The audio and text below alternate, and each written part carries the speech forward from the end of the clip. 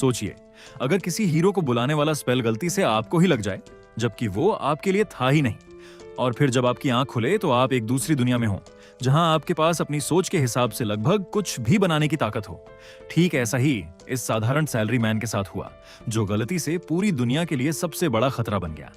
Team ने अपनी जिंदगी के 40 बेहद खराब साल एक बोरिंग 9 to 5 नौकरी में मेहनत करते हुए बिताए थे, लेकिन किस्मत ने उसके साथ ऐसा मजाक किया जिसकी उसने कभी उम्मीद भी नहीं की थी। दूसरी दुनिया में चुने गए हीरो की तरह जाने के बजाय टीम गलती से किसी और के हीरो समनिंग स्पेल की चपेट में आ गया। इस स्पेल ने उसके शरीर को पूरी तरह मिटा दिया और अब सिर्फ उसकी उलझी हुई आत्मा बादलों के ऊपर ऐसे तैर रही थी जैसे कंप्यूटर पर विंडोज का एरर मैसेज आ गया हो। वहीं नोलन नाम की एक खूबसूरत पंखों वाली देवी ने उससे मुलाकात की और इस बड़ी गलती के लिए माफी मांगी। उसने बताया कि होली सिडोनिया एम्पायर के दुश्मन ने एक हीरो को बुलाने की कोशिश की थी, लेकिन स्पेल इतनी बुरी तरह गड़बड़ हो गया कि टीम बेवजह इसका शिकार बन गया।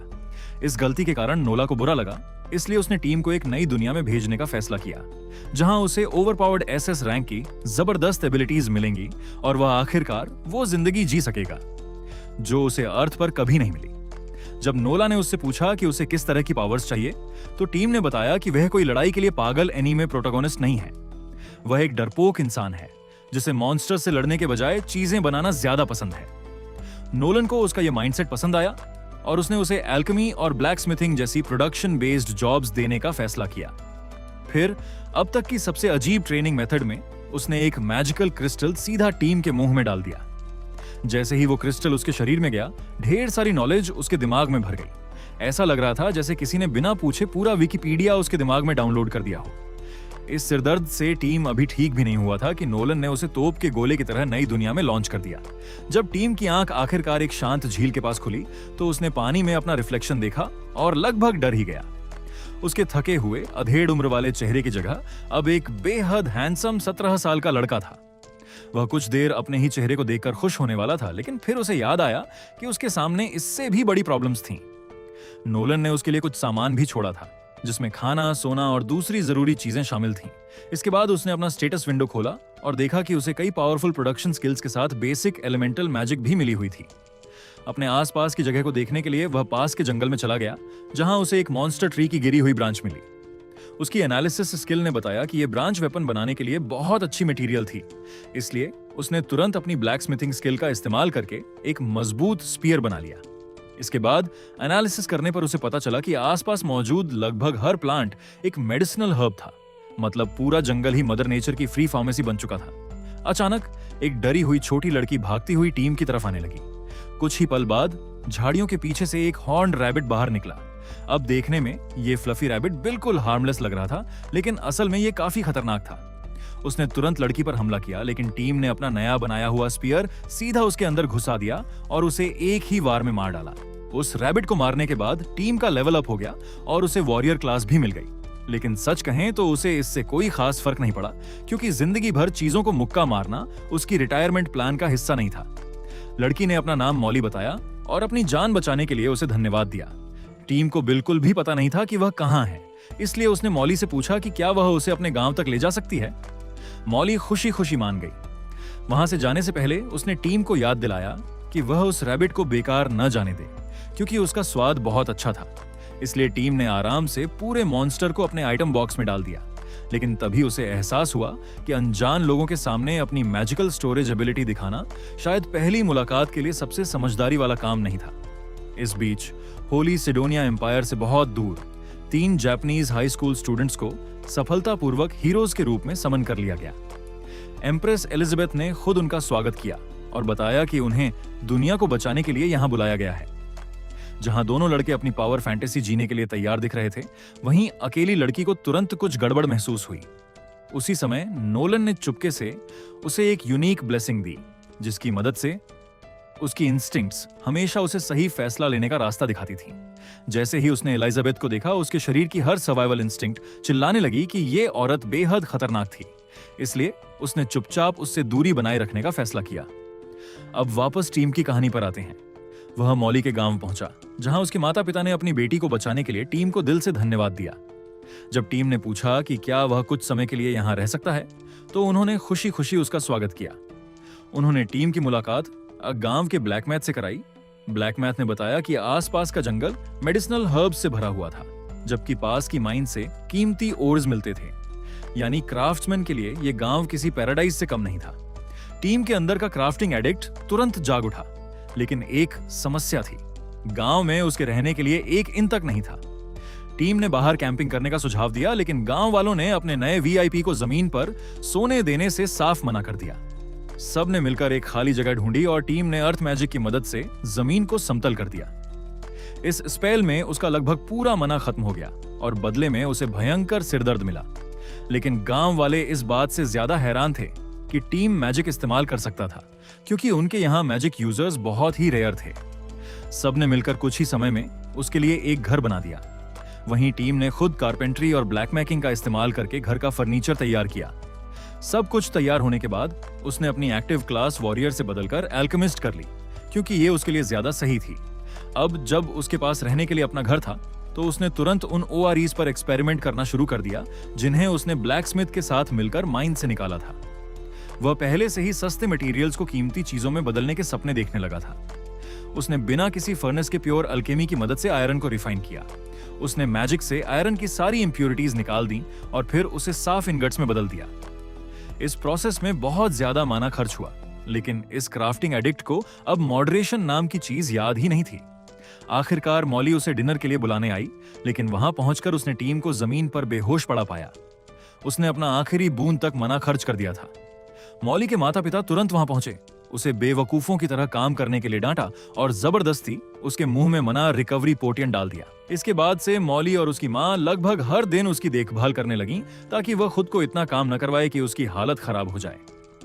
अपने खाली समय में टीम गांव के ब्लैक मैथ की हाई क्वालिटी वेपन्स बनाने में मदद करता रहा, जिससे उसकी ब्लैक मैथ क्लास भी इंप्रूव होती गई। बाद में उसने मॉली के पिता से कई पोटियंस उधार लिए, ताकि वह उनकी रेसिपीज को रिवर्स इंजीनियर कर सके। गांव के चीफ ने हामी भर दी और यहां तक वादा किया कि टीम जो भी सक्सेसफुल पोशंस बनाएगा वह उन सभी को खरीद लेगा। चैलेंज मिलते ही टीम जोश में अपने घर वापस गया और पोशंस बनाने लगा। साथ ही मन जेसी पिंकमैन और वॉल्टर वाइट को लेजेंडरी एल्केमिस्ट की तरह पूजा करने लगा। उसने गर्व से चमकती हुई ब्लू पोशंस बनाई, जो देखने में काफी जानी पहचानी लग रही थी, हालांकि उनका कलर बिल्कुल सही नहीं था। अगले दिन ये पूरा केमिस्ट्री एडिक्ट जंगल में चला गया और वहां मिलने वाले हर पॉइजनस प्लांट को खाने लगा, ताकि बाद में उनके टॉक्सिन्स को प्यूरिफाई करके अपनी पॉइजन रेजिस्टेंस बढ़ा सके। कोई नॉर्मल इंसान होता तो थेरेपी लेने चला जाता, लेकिन ताकामी ने खुद पर ही केमिकल वॉरफेयर शुरू कर दिया। एक बेहद खतरनाक पॉइजन से रिकवर करते समय अचानक एक बहुत बड़ा आर्मर्ड बॉर उसकी तरफ दौड़ पड़ा। जैसे ही उसका स्पीयर मॉन्स्टर से टकराया, वो तुरंत टूट गया। यहां तक कि उसकी ऑफेंसिव मैजिक भी उस मॉन्स्टर की मोटी स्किन पर मुश्किल से कोई असर कर पा रही थी। जैसे ही वह पीछे हटने की कोशिश कर रहा था, उसे एक घायल पॉइजनस स्पाइडर दिखाई दिया। अब उसे लगा कि उसे एक साथ दो मॉन्स्टर्स से लड़ना पड़ेगा, लेकिन अचानक उस स्पाइडर ने बॉर के चेहरे पर छलांग लगा दी और उसे डिस्ट्रैक्ट कर दिया, जिससे टीम को कुछ कीमती सेकंड्स मिल गए। जैसे ही मॉन्स्टर ने दोबारा उस पर हमला करने के लिए दौड़ लगाई, टीम ने वो किया जिसकी किसी ने उम्मीद तक नहीं की थी। भागने या बचने के बजाय वह सीधा मॉन्स्टर की तरफ कूद गया और अपनी एल्केमी को सीधे उसके दिमाग पर एक्टिवेट कर दिया। इससे मॉन्स्टर का दिमाग अंदर से ही तुरंत डिकम्पोज हो गया। इस लड़ाई में मुश्किल से बचने के बाद टीम घायल स्पाइडर के पास गया और उसकी चोटों को ठीक कर दिया, क्योंकि उसने लड़ाई में उसकी मदद की थी। जब वह वहां से जाने वाला था, तभी उसके सिस्टम ने अचानक बताया कि स्पाइडर सक्सेसफुली टैम हो चुका है। टीम पूरी तरह शॉक हो गया, लेकिन स्पाइडर उसे इतनी दुखी पप्पी आइगे से देखने लगी कि आखिरकार टीम को हार माननी पड़ी। उसने उसकी पीठ पर बने लीफ शेप्ड पैटर्न की वजह से उसका नाम मेपल रख दिया और इसी के साथ मेपल इवॉल्व हो गई, जिसकी वजह से अब वह बोल भी सकती थी, क्योंकि जाहिर तौर पर इस दुनिया में काइंडनेस का रिवॉर्ड एक ऐसे नाइटमेयर क्रीचर के रूप में मिलता था जो आपसे बातें भी कर सकता था। तकामी मेपल को लेकर गांव वापस आया, लेकिन उसे देखते ही सभी लोग घबरा गए। उनका शौक और भी बढ़ गया जब उन्हें पता चला कि उसने एक इंसेक्ट मॉन्स्टर को टेम कर लिया था, जो लगभग किसी ने कभी नहीं किया था। तकामी ने इस बात को ज्यादा सीरियस नहीं लिया और सबको उस जायंट बोर पर ध्यान देने को कहा, क्योंकि डिनर वहीं सामने खड़ा था। उस रात गांव वालों ने एक बड़ी फीस्ट रखी और मॉली के पिता ने तकामी को उस मॉन्स्टर के वैल्यूएबल मटेरियल्स इनाम में दिए। उन्होंने उसे यह भी कहा कि उसे कभी पास के शहर जरूर जाना चाहिए, क्योंकि उसके जैसे जबरदस्त टैलेंट वाले इंसान को पूरी जिंदगी एक छोटे से गांव में नहीं बितानी चाहिए। ऊपर से सब कुछ देख रही नोलन टीम की प्रोग्रेस देखकर गर्व से मुस्कुराई तभी एक दूसरी गॉडेस उसके पास आई और उसने पूछा कि क्या टीम सच में इतना स्पेशल है।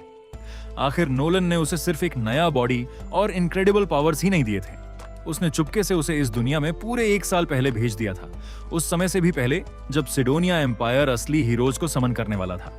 कुछ दिनों बाद तकुमी की आंख खुली और उसने खुद को मेपल के सिल्क कोकून में ऐसे लिपटा हुआ पाया जैसे किसी ने उसे कल के बचे हुए खाने की तरह पैक कर दिया हो। वह तुरंत उस छोटी स्पाइडर पर चिल्लाने लगा और पूछा कि आखिर वो क्या कर रही थी। मेपल ने घबराते हुए बताया कि पिछले कई दिनों से वह उसे इग्नोर कर रहा था क्योंकि वह पोशंस में ही लगा हुआ था, इसलिए उसने अपने डैडी का अटेंशन पाने के लिए उसे कोकून में लपेट दिया। ये सुनकर तकुमी को एहसास हुआ कि उसने सच में अपने नए साथी को काफी इग्नोर किया था। गिल्टी महसूस करते हुए उसने वादा किया कि आज पूरा दिन काम करने के बजाय मेपल के साथ खेलेगा और मेपल खुशी से ऐसे उछलने लगी जैसे उसने लॉटरी जीत ली हो। लेकिन ताकुमी के लिए प्रॉब्लम यहीं खत्म नहीं हुई। मॉली की माँ सबसे गलत समय पर ब्रेकफास्ट लेकर अंदर आ गई और उसने एक जायंट स्पाइडर को ताकुमी के ऊपर खुशी से बैठे हुए देख लिया। इससे पहले कि सिचुएशन और ऑकवर्ड होती, उसकी नजर छत से लटक रहे मेपल के चमकदार सिल्क पर पड़ गई। उसके अंदर की बिजनेस वुमन तुरंत जाग गई और तकुमी और मेपल दोनों समझ गए कि उन्होंने एक और मॉन्स्टर पैदा कर दिया है। उसने जल्दी से उस सिल्क को एक लग्जूरियस शर्ट में बदल दिया जो देखने में इतनी महंगी थी कि आमतौर पर सिर्फ नोबल्स ही उसे खरीद सकते थे। कुछ ही घंटों में गांव की हर महिला मेपल को ऐसे घेर कर खड़ी थी जैसे वह कोई सेलिब्रिटी फैशन डिजाइनर हो, और स्पाइडर भी बिना किसी शर्म के सारा अटेंशन एंजॉय कर रही थी। यहाँ तक कि उसने तकुमी से कहा कि वह अपने नए फैन क्लब के साथ बहुत बिजी है, इसलिए अब उसके पास खेलने का टाइम नहीं है। इस तरह बेचारा तकुमी अपने ही पेट की वजह से अकेला रह गया। जब सब लोग शाइनी क्लोथ्स के लिए उसे छोड़ चुके थे, तब तकुमी गांव के ब्लैकस्मिथ के पास गया, जिसने उसके लिए लाइट लेदर आर्मर का एक सेट तैयार कर लिया था।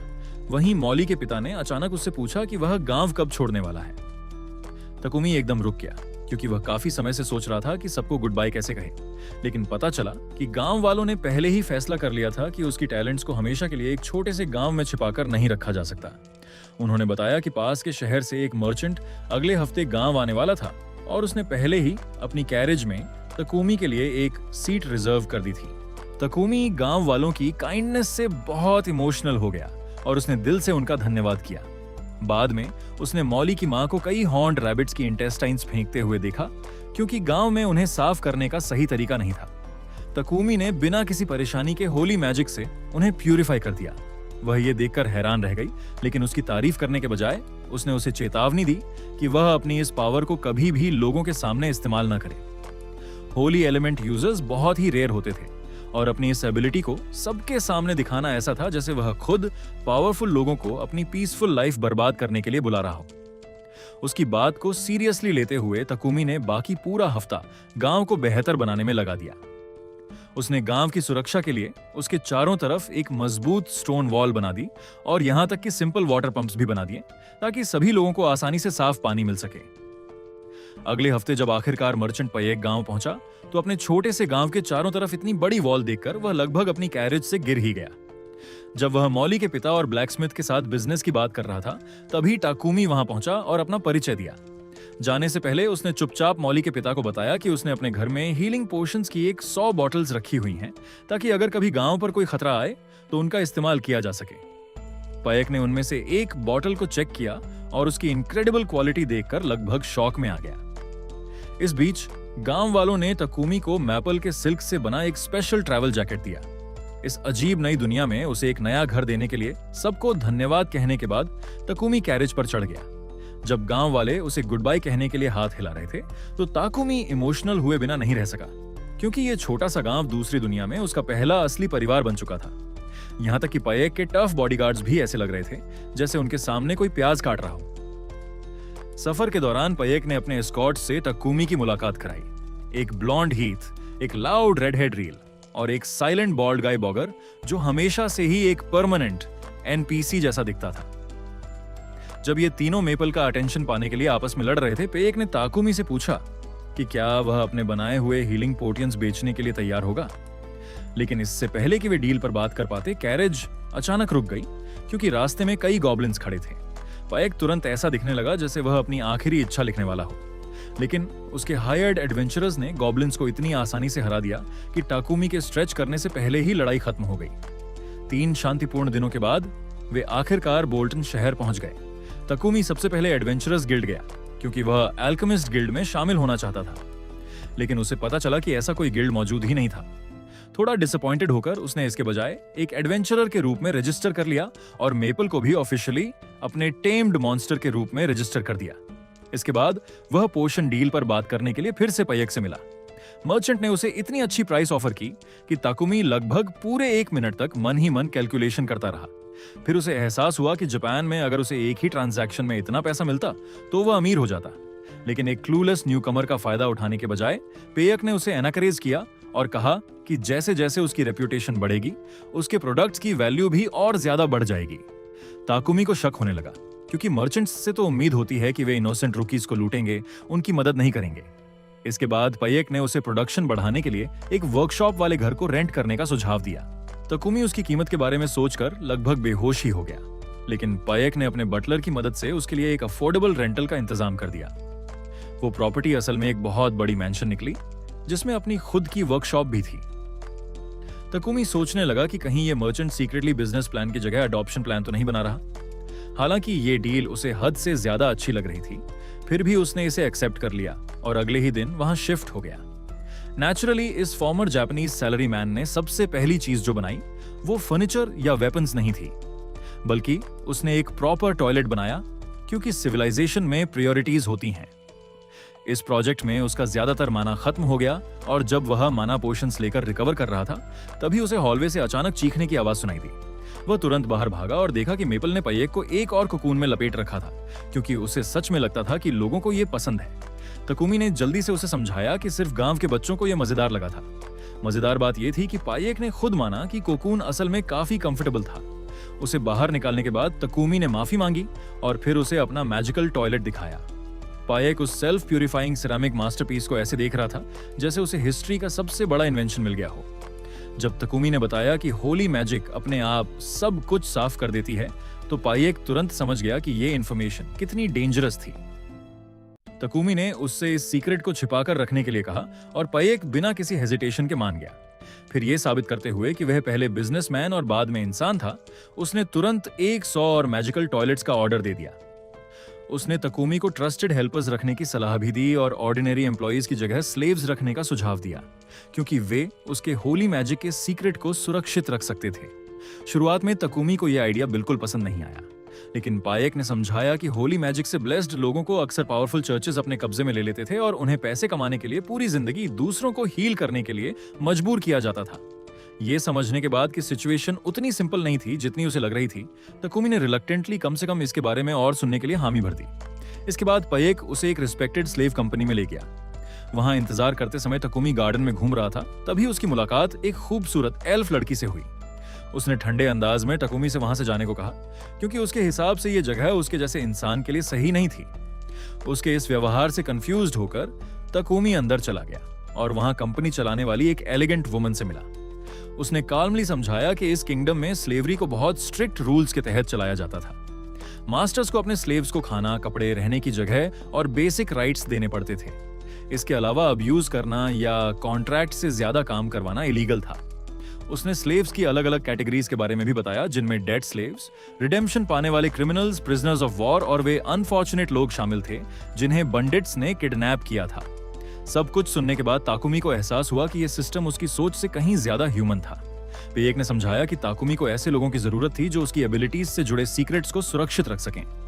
जब उससे उसकी रिक्वायरमेंट्स पूछी गईं, तो ताकुमी ने बताया कि उसे एक ऐसे पर्सन की जरूरत है जो उसके बड़े घर को मैनेज कर सके, और दूसरा ऐसा इंसान चाहिए जो गैदरिंग ट्रिप्स और गिल्ड क्वेस्ट के दौरान उसकी प्रोटेक्शन कर सके। कंपनी की ओनर ने मरिया नाम की एक काइंड यंग वुमन को इंट्रोड्यूस किया। उसे बचपन में बैंडिट्स ने किडनैप कर लिया था और बाद में उसने हाउसकीपिंग में काफी अच्छी स्किल्स हासिल कर ली थी। ताकुमी ने जल्दी ही समझ लिया कि मरिया अकेले ही पूरी मैंशन संभाल सकती थी। उसे हैरानी हुई कि इतनी केपेबल लड़की अभी तक अवेलेबल क्यों थी, इसलिए उसने मासूमियत से उसकी तारीफ कर दी, जिससे मरिया का चेहरा तुरंत लाल हो गया। उसने जल्दी से ताकुमी को वार्न किया कि वह किसी इनअप्रोप्रिएट चीज की उम्मीद न करे, क्योंकि वह सिर्फ अपना काम करने के लिए वहां थी। ताकुमी इतना नर्वस हो गया कि ऐसा लगने लगा जैसे वह खुद को दुनिया का सबसे सेफ एम्प्लॉयर साबित करने की कोशिश कर रहा हो। जब ऑनर को लगा कि दोनों आपस में ठीक रहेंगे, तो उसने कॉन्ट्रैक्ट पूरा कर दिया और मरिया ऑफिशियली ताकुमी के हाउस होल्ड का हिस्सा बन गई। हालांकि उसने बताया कि उनके पास फिलहाल रिकमेंड करने के लिए कोई सूटेबल वॉरियर नहीं था। तभी मरिया ने धीरे से सोफिया नाम की एक और कैंडिडेट का सुझाव दिया, लेकिन अपनी बात बीच में रखने के लिए उसे डांट दिया गया। तकुमी क्यूरियस हो गया और उसने फिर भी उससे मिलने की बात कही। जब वे उस रूम में पहुंचे तो तकुमी ये देखकर शॉक्ड रह गया कि वहां वही कोल्ड एल्फ लड़की थी जिससे उसकी गार्डन में मुलाकात हुई थी। ओनर ने बताया कि सोफिया को एल्फ्स के साथ हुई एक वॉर के दौरान 50 साल पहले कैप्चर किया गया था।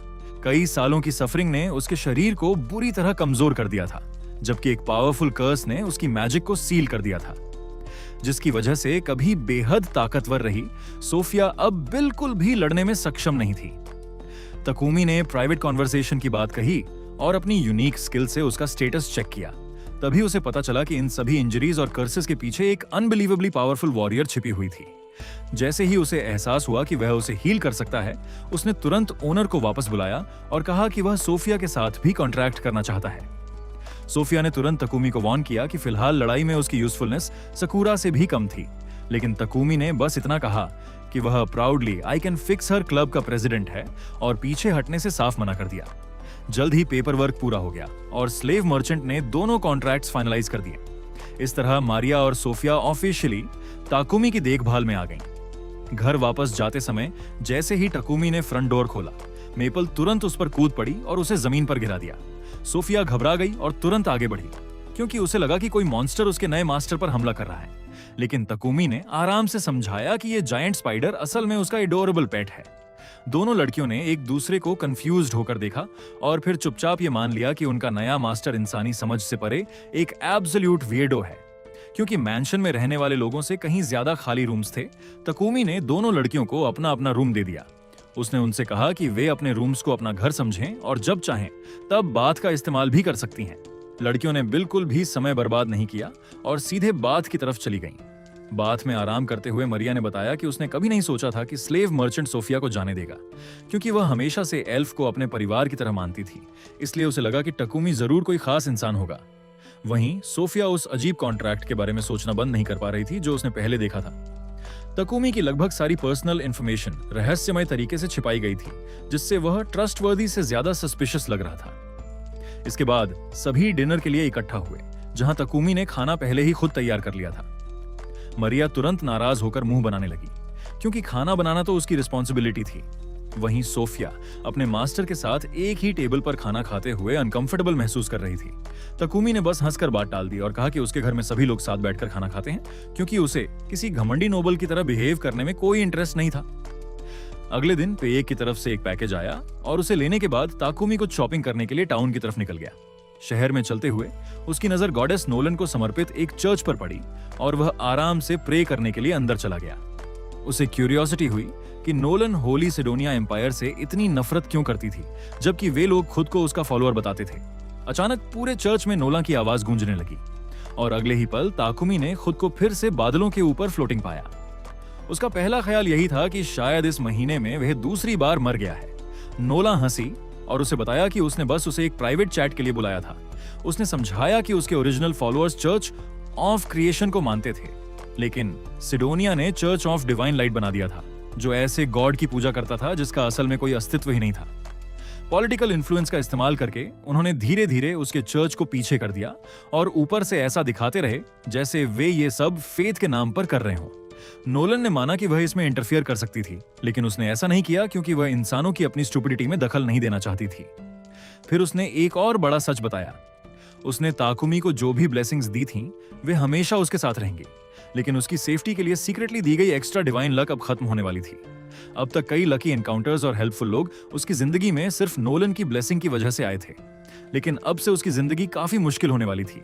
एनिमीज सामने आएंगे, लोग उसे धोखा देंगे और प्रॉब्लम्स को सॉल्व करना अब इतना आसान नहीं होगा। तकुमी को आखिरकार एहसास हुआ कि अब तक वह पूरी तरह हिडन प्लॉट आर्मर के साथ जी रहा था और अब उसकी ट्रेनिंग व्हील्स हटने वाली थी। बातचीत खत्म हुई और तकुमी खुद को फिर से उसी चर्च के अंदर पाया। जैसे ही वह घर वापस पहुंचा, मेपल ने उसे फिर से बॉडी स्लैम कर दिया, क्योंकि शायद उसकी डिक्शनरी में पर्सनल स्पेस नाम की कोई चीज थी ही नहीं। मरिया और सोफिया उसकी गिरी हुई चीजें उठाने में उसकी मदद कर रही थी। तभी सोफिया लगभग उस मिस्टीरियस पैकेज तक पहुंच गई जो पायक ने भेजा था। तकुमी ने तुरंत उसके छूने से पहले ही पैकेज को अपने आइटम बॉक्स में डाल दिया और जल्दी से अपनी वर्कशॉप में चला गया। इससे सोफिया को और भी ज्यादा शक हुआ क्योंकि उस पैकेज को एक्सपेंसिव मैजिक पेपर में लपेटा गया था। क्यूरियस होकर वह चुपचाप उसके पीछे चली गई और फिर उसने जो देखा उससे वह पूरी तरह शॉक्ड रह गई। तकुमी ने एक नाइफ पर डेडली पॉइजन लगाया और फिर आराम से अपने ही हाथ पर कट लगा लिया। दर्द सहते हुए वह बार बार होली मैजिक से पॉइजन को प्यूरिफाई कर रहा था ताकि अपनी हीलिंग प्रोफिशिएंसी बढ़ा सके। वह लिटरली एक्सपीरियंस पॉइंट्स के लिए खुद को टॉर्चर कर रहा था, जैसे उसने अपने दिमाग से सेल्फ प्रिजर्वेशन नाम की चीज पूरी तरह अनइंस्टॉल कर दी हो। दर्द से कराहते हुए तकुमी ने अचानक मरिया का नाम ले लिया, जिससे सोफिया को लगा कि कुछ बहुत बुरा हुआ है। वह मरिया को हर हाल में बचाने के लिए वर्कशॉप में घुस गई, लेकिन इससे पहले कि वह कुछ ज्यादा कह पाती, उसके शरीर को कमजोर कर रहा कर्स उस पर हावी हो गया और वह सीधे तकुमी की बाहों में गिर पड़ी। तकुमी ने उसके हाथ पर एक छोटा सा घाव देखा और तुरंत उसे हील करने की कोशिश की, लेकिन उसे पता चला कि उसका कर्स होली मैजिक का इतनी बुरी तरह विरोध कर रहा था कि हर स्पेल में बहुत ज्यादा मना खर्च हो रहा था। फिर भी खुद को पूरी तरह थका देने के बाद वह उस चोट को हील करने में कामयाब रहा और उसका होली मैजिक लेवल भी थोड़ा बढ़ गया। इसके बाद उसने एक एडवांस्ड कर्स स्पेल इस्तेमाल किया और उसके बाद powerful high healing magic cast किया। पूरा कमरा रोशनी से भर गया और आखिरकार कर्स टूट गया। सोफिया की इंजरीज गायब हो गईं और यहां तक कि उसका मिसिंग ईयर भी पूरी तरह वापस आ गया। कई घंटे बाद सोफिया की आंख मारिया की एक्साइटेड चीख सुनकर खुली। जब उसने मिरर में खुद को देखा तो उसे एहसास हुआ कि उसका ईयर वापस आ चुका था और इससे भी ज्यादा इंपॉर्टेंट बात यह थी कि उसकी मैजिक को सील करने वाला कर्स भी गायब हो चुका था। कई दशकों के बाद वह आखिरकार अपने शरीर में माना को फिर से नेचुरली फ्लो होते हुए महसूस कर सकती थी। इमोशन से भरकर वह ताकुमी को धन्यवाद देने के लिए उसके पास भागी, लेकिन इससे पहले कि वह फिर से कुछ गलत समझती, ताकुमी ने उसे पूरी सच्चाई बता दी। उसने बताया कि वह हर दिन खुद को पॉइजन कर रहा था सिर्फ इसलिए ताकि उसका होली मैजिक लेवल बढ़ सके और आखिरकार वह सोफिया को हील कर सके। उसने यह भी बताया कि उसने मरिया का नाम सिर्फ इसलिए लिया था क्योंकि उसने गलती से कुछ पॉइजनस हर्ब्स फेंक दिए थे। जब सोफिया ने पूछा कि वह किसी ऐसे इंसान के लिए अपनी जान रिस्क क्यों कर रहा था जिसे वह मुश्किल से जानता था, तो तकुमी बस मुस्कुराया और उसे याद दिलाया कि वह अभी भी I can fix her club का प्रेसिडेंट है। उसका ये अजीब सा जवाब किसी भी इमोशनल स्पीच से ज्यादा असरदार साबित हुआ। सोफिया की आंखों में आंसू आ गए और वह उसके सामने घुटनों पर बैठ गई। फिर उसने हमेशा के लिए ताकुमी के प्रति लॉयल रहने की कसम खाई। अगले दिन तकुमी लाइब्रेरी गया क्योंकि वह एल्केमी के बारे में पढ़ना चाहता था, लेकिन उसे पता चला कि पूरी लाइब्रेरी में इस सब्जेक्ट पर सिर्फ 4 बुक्स थीं। उसे समझ नहीं आया कि लोग इतनी यूजफुल चीज को कैसे इग्नोर कर सकते हैं। फिर उसे पता चला कि वो सारी बुक्स एक एंशिएंट लैंग्वेज में लिखी हुई थीं, जिसे कोई और समझ ही नहीं सकता था। लेकिन नोलन की ब्लेसिंग की वजह से तकुमी हर एक वर्ड आसानी से पढ़ सकता था। घर वापस आने के बाद वह फिर काम पर लग गया और पयेक के लिए 100 मैजिकल टॉयलेट सीट्स बनाने लगा। आखिरकार उसने लगातार मैन्युफैक्चरिंग से थोड़ा ब्रेक लेने का फैसला किया। जब मरिया ने पूछा कि अब आगे क्या करना है, तो तकुमी ने बताया कि वह कुछ समय के लिए शहर छोड़कर दुनिया एक्सप्लोर करना चाहता है। सोफिया उसके बॉडीगार्ड के रूप में उसके साथ जाएगी, जबकि मरिया पीछे रहकर घर संभालेगी। मरिया ने तुरंत इस आइडिया को रिजेक्ट कर दिया और कहा कि वह भी एडवेंचर पर जाना चाहती है। तकुमी थोड़ा हेजिटेट हुआ क्योंकि वह किसी ऐसे इंसान को जिसके पास कॉम्बैट स्किल्स नहीं थीं, डेंजरस जगहों पर नहीं ले जाना चाहता था। लेकिन मरिया ने तुरंत दुनिया की सबसे डेंजरस स्किल एक्टिवेट कर दी, इमोशनल डैमेज। उसने कहा कि तकुमी, सोफिया और यहां तक कि मेपल के बिना अकेले घर पर रहना उतना ही दुखद होगा जितना किसी जलते हुए रेगिस्तान के बीच एक अबैंडन्ड टॉयलेट होना। तकुमी उसे पूरी तरह डिसबिलीफ में देखने लगा और सोचने लगा कि ये रेड हेडेड ग्रेमलिन आखिर इतनी अजीब मेटाफोर्स कहां से लाती है। फैसला लेने से पहले उसने एनालाइज स्किल से मरिया का स्टेटस चेक किया और शॉक में रह गया। मरिया कोई ऑर्डिनरी मेड थी ही नहीं, वह एक फुली ट्रेन्ड बैटल मेड थी और उसके कॉम्बैट स्टैट्स असल में तकुमी से भी ज्यादा थे। ये देखने के बाद तकुमी के पास उसे रोकने का कोई एक्सक्यूज नहीं बचा। सोफिया ने भी मरिया का सपोर्ट किया और प्रॉमिस किया कि वह जर्नी के दौरान उसे ट्रेन करेगी। आखिरकार तकुमी मान गया। इसके बाद उसने नए इक्विपमेंट की तैयारी के लिए सभी को अपनी वर्कशॉप में बुलाया। सोफिया ने अलग अलग कॉम्बैट सिचुएशंस के लिए कई वेपन्स की मांग की। वहीं मरिया ने बताया कि वह शॉर्ट सोर्ड्स और नाइव्स में स्पेशलाइज्ड है, लेकिन सोफिया ने तुरंत इस आइडिया को रिजेक्ट कर दिया और कहा कि वह मरिया को स्पीयर इस्तेमाल करना सिखाएगी क्योंकि नाइव्स की रीच बहुत कम होती है। जब दोनों लड़कियां बाहर ट्रेनिंग कर रही थीं, तकुमी कई दिनों तक ब्यूटीफुल वेपन्स फॉर्ज करता रहा। वह उन पर डेकोरेटिव पैटर्न्स भी बनाता और फिर उन्हें एन्चांटमेंट्स की मदद से और मजबूत करता। लेकिन तभी उसके दिमाग ने एक क्रिटिकल एरर कर दिया। मरिया के लिए बनाए गए नाइव्स को देखते हुए उसने गलती से इमेजिन कर लिया कि वे उसकी थाइस पर स्ट्रैप्ड हैं और उसे इतना जोरदार नोज ब्लीड हुआ कि मेपल भी उसे देखकर परेशान हो गई। ये समझते हुए कि उसे आर्मर बनाने के लिए सही मेजरमेंट्स भी चाहिए, तकुमी को लगा कि अगर उसने लड़कियों से सीधे मेजरमेंट्स पूछे तो शर्म के मारे उसकी हालत खराब हो जाएगी। इसलिए इस एब्सोल्यूट डिजेनरेट ने मरिया और सोफिया जैसी लाइफ साइज्ड वुडन डॉल्स बना दी ताकि उन्हें फिटिंग मॉडल्स की तरह इस्तेमाल कर सके। अच्छी बात यह रही कि मैपल वर्कशॉप में घुस आई इससे पहले कि ताकुमी के बचे हुए 2 ब्रेन सेल्स उसे कोई बेहद बेवकूफी वाला काम करने पर मजबूर करते। मेपल का कुछ सिल्क लेने के बाद तकुमी ने बड़े जोश के साथ लाइट वेट आर्मर डिजाइन किया जो देखने में ऑर्डिनरी क्लोथ्स जैसा लगता था। कुछ दिनों बाद तैयार इक्विपमेंट दोनों लड़कियों को बिल्कुल परफेक्टली फिट हो गया। जब सोफिया ने सोचा कि टकुमी ने आखिर उनकी एग्जैक्ट मेजरमेंट्स कैसे गेस कर ली तो मेपल लगभग उसका सीक्रेट बता ही देती, लेकिन टकुमी ने किसी तरह उसे चुप करा दिया। फिर उसने जल्दी से उनका ध्यान भटकाने के लिए एन्चांटेड मिथ्रिल रिंग्स दिखाई जो स्पेल कास्टिंग स्पीड को काफी बढ़ा देती थी। जब सबके पास उनका इक्विपमेंट तैयार हो गया तो तीनों एडवेंचरर्स गिल्ड की तरफ निकल पड़े। वहां मरिया और सोफिया ने ऑफिशियली एडवेंचरर्स के रूप में रजिस्टर किया और फिर तकुमी के साथ एक पार्टी बना ली। रिसेप्शनिस्ट ने तकुमी को याद दिलाया कि उसका एडवेंचरर लाइसेंस एक्टिव रखने के लिए उसे एक मैंडेटरी क्वेस्ट पूरा करना जरूरी था। तकुमी क्वेस्ट बोर्ड पर कोई आसान सा क्वेस्ट ढूंढ ही रहा था कि कुछ ओवरवेट लूजर्स अकड़ते हुए वहां आ गए। उन्होंने सोफिया और मरिया से कहा कि उस दुबले पतले प्रिटी बॉय को छोड़ दें क्योंकि वे उन्हें इससे कहीं बेहतर टीम दे सकते थे। ताकुमी की सर्वाइवल इंस्टिंक्ट्स उसे चुप रहने के लिए कह रही थी, लेकिन वह अपने कंपेनियंस की बेइज्जती होते हुए नहीं देख सकता था। वह आगे आया और सबसे बड़े आदमी की जमकर बेइज्जती कर दी। उसने कहा कि उसकी मां शायद इतनी ज्यादा बड़ी होगी कि उसे उठाने के लिए सुपरमैन को भी बैकअप की जरूरत पड़े। यह इंसल्ट न्यूक्लियर बम की तरह लगी। गुस्से में उस जायंट ठग ने ताकुमी पर पंच मार दिया, लेकिन उसकी फिस्ट टकुमी के शरीर से टकराते ही टूट गई क्योंकि टकुमी ने सीक्रेटली एल्केमी की मदद से अपने शरीर पर डायमंड की कोटिंग कर रखी थी। तकुमी को चोट लगने के बजाय उस बेवकूफ का अपना हाथ टूट गया। जैसे ही बाकी गैंग उस पर हमला करने के लिए आगे बढ़ी, गिल्ड मास्टर बराक वहां पहुंच गया और उसने पूरा सर्कस वहीं बंद कर दिया। शुरुआत में उसे भी टकुमी पर शक हुआ, लेकिन रिसेप्शनिस्ट ने उसे पूरी घटना के बारे में साफ साफ बता दिया। बराक ने उन ट्रबल मेकर्स को बाहर निकाल दिया और फिर तकुमी की पार्टी को अपने ऑफिस में ले गया।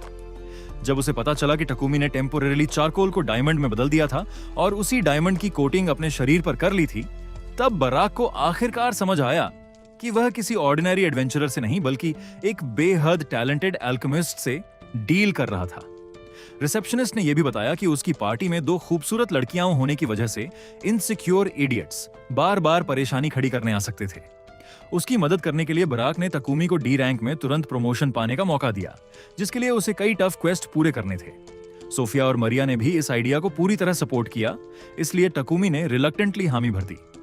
उनका पहला मिशन गॉब्लिन्स को खत्म करना था।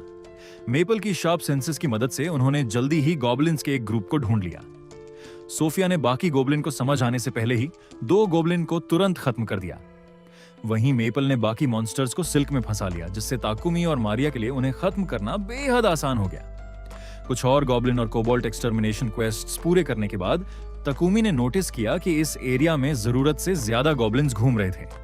सोफिया ने कंक्लूड किया कि आसपास कहीं एक गॉब्लिन जनरल बड़ी गॉब्लिन आर्मी को कमांड कर रहा होगा। नॉर्मली एक गॉब्लिन जनरल को हराने के लिए कई डी रैंक पार्टीज की जरूरत पड़ती थी, लेकिन सोफिया को पूरा भरोसा था कि उनका ग्रुप इसे हैंडल कर सकता है। तकुमी का 300 ब्लड थर्स्टी गॉब्लिन से लड़ने में बिल्कुल भी इंटरेस्ट नहीं था, लेकिन दोनों लड़कियां वायलेंस के आइडिया से कुछ ज्यादा ही एक्साइटेड लग रही थीं। उनके जाने से ठीक पहले मेपल ने बताया कि वह इवॉल्व होने वाली है। तकुमी ने तुरंत स्पेस टाइम मैजिक की मदद से एक पॉकेट डिमेंशन बना दिया और एवोल्यूशन पूरी होने तक उसे सुरक्षित अंदर आराम करने दिया। गॉब्लिन स्ट्रॉन्ग होल्ड तक पहुंचने के बाद सोफिया ने अंदाजा लगाया कि वहां लगभग 300 एनिमीज मौजूद थे। तकुमी लगभग अपनी लास्ट विल लिखने ही वाला था, लेकिन सोफिया ने विंड मैजिक से कंफर्म किया कि वहां कोई इनोसेंट कैप्टिव मौजूद नहीं था। अब हॉस्टेजेस की चिंता नहीं थी, इसलिए ग्रुप ने powerful area of effect magic का इस्तेमाल किया और कुछ ही सेकंड्स में गॉब्लिन आर्मी के बड़े हिस्से को खत्म कर दिया। गुस्से में गॉब्लिन जनरल सीधे तकुमी की तरफ दौड़ा, लेकिन तकुमी ने आराम से उसका अटैक ब्लॉक कर दिया और फिर पॉइंट ब्लैंक फायर स्पेल से उस बड़े ग्रीन इडियट को रोस्ट कर दिया। लड़ाई के बाद पूरी तरह एग्जॉस्टेड होकर पार्टी गिल्ड वापस लौटी। उनके पास मॉन्स्टर मटेरियल्स और मैजिक स्टोन्स की इतनी ज्यादा मात्रा थी कि रिसेप्शनिस्ट लगभग शॉक से बेहोश होने वाला था। उसने तुरंत तकुमी को गिल्ड मास्टर बराक के ऑफिस में बुलाया। जब बॉल्ड गिल्ड मास्टर को पता चला कि एक रूकी पार्टी ने कैजुअली उस गॉब्लिन जनरल को खत्म कर दिया था, जिसे हराने के लिए नॉर्मली कई एक्सपीरियंस टीम्स की जरूरत पड़ती थी, तो वह पूरी तरह एक्सप्लोड हो गया। तभी एक पॉकेट डिमेंशन अचानक गिल्ड मास्टर बराक के चमकते हुए बॉल्ड हेड के ठीक सामने खुल गया, और इससे पहले कि कोई कुछ समझ पाता, एक छोटे से हाथ ने उसे पीछे धकेल दिया। फिर मेपल बाहर निकली। एवोल्यूशन के बाद अब वह आधी स्पाइडर और आधी ह्यूमन गर्ल जैसी दिख रही थी। उसने खुशी खुशी अपना इंट्रोडक्शन दिया, जबकि बाकी सभी लोग अपनी आंखों के सामने हो रही चीजों पर सवाल करने लगे। बराक ने कुछ सेकंड्स तक इस पूरी ग्रुप को देखा।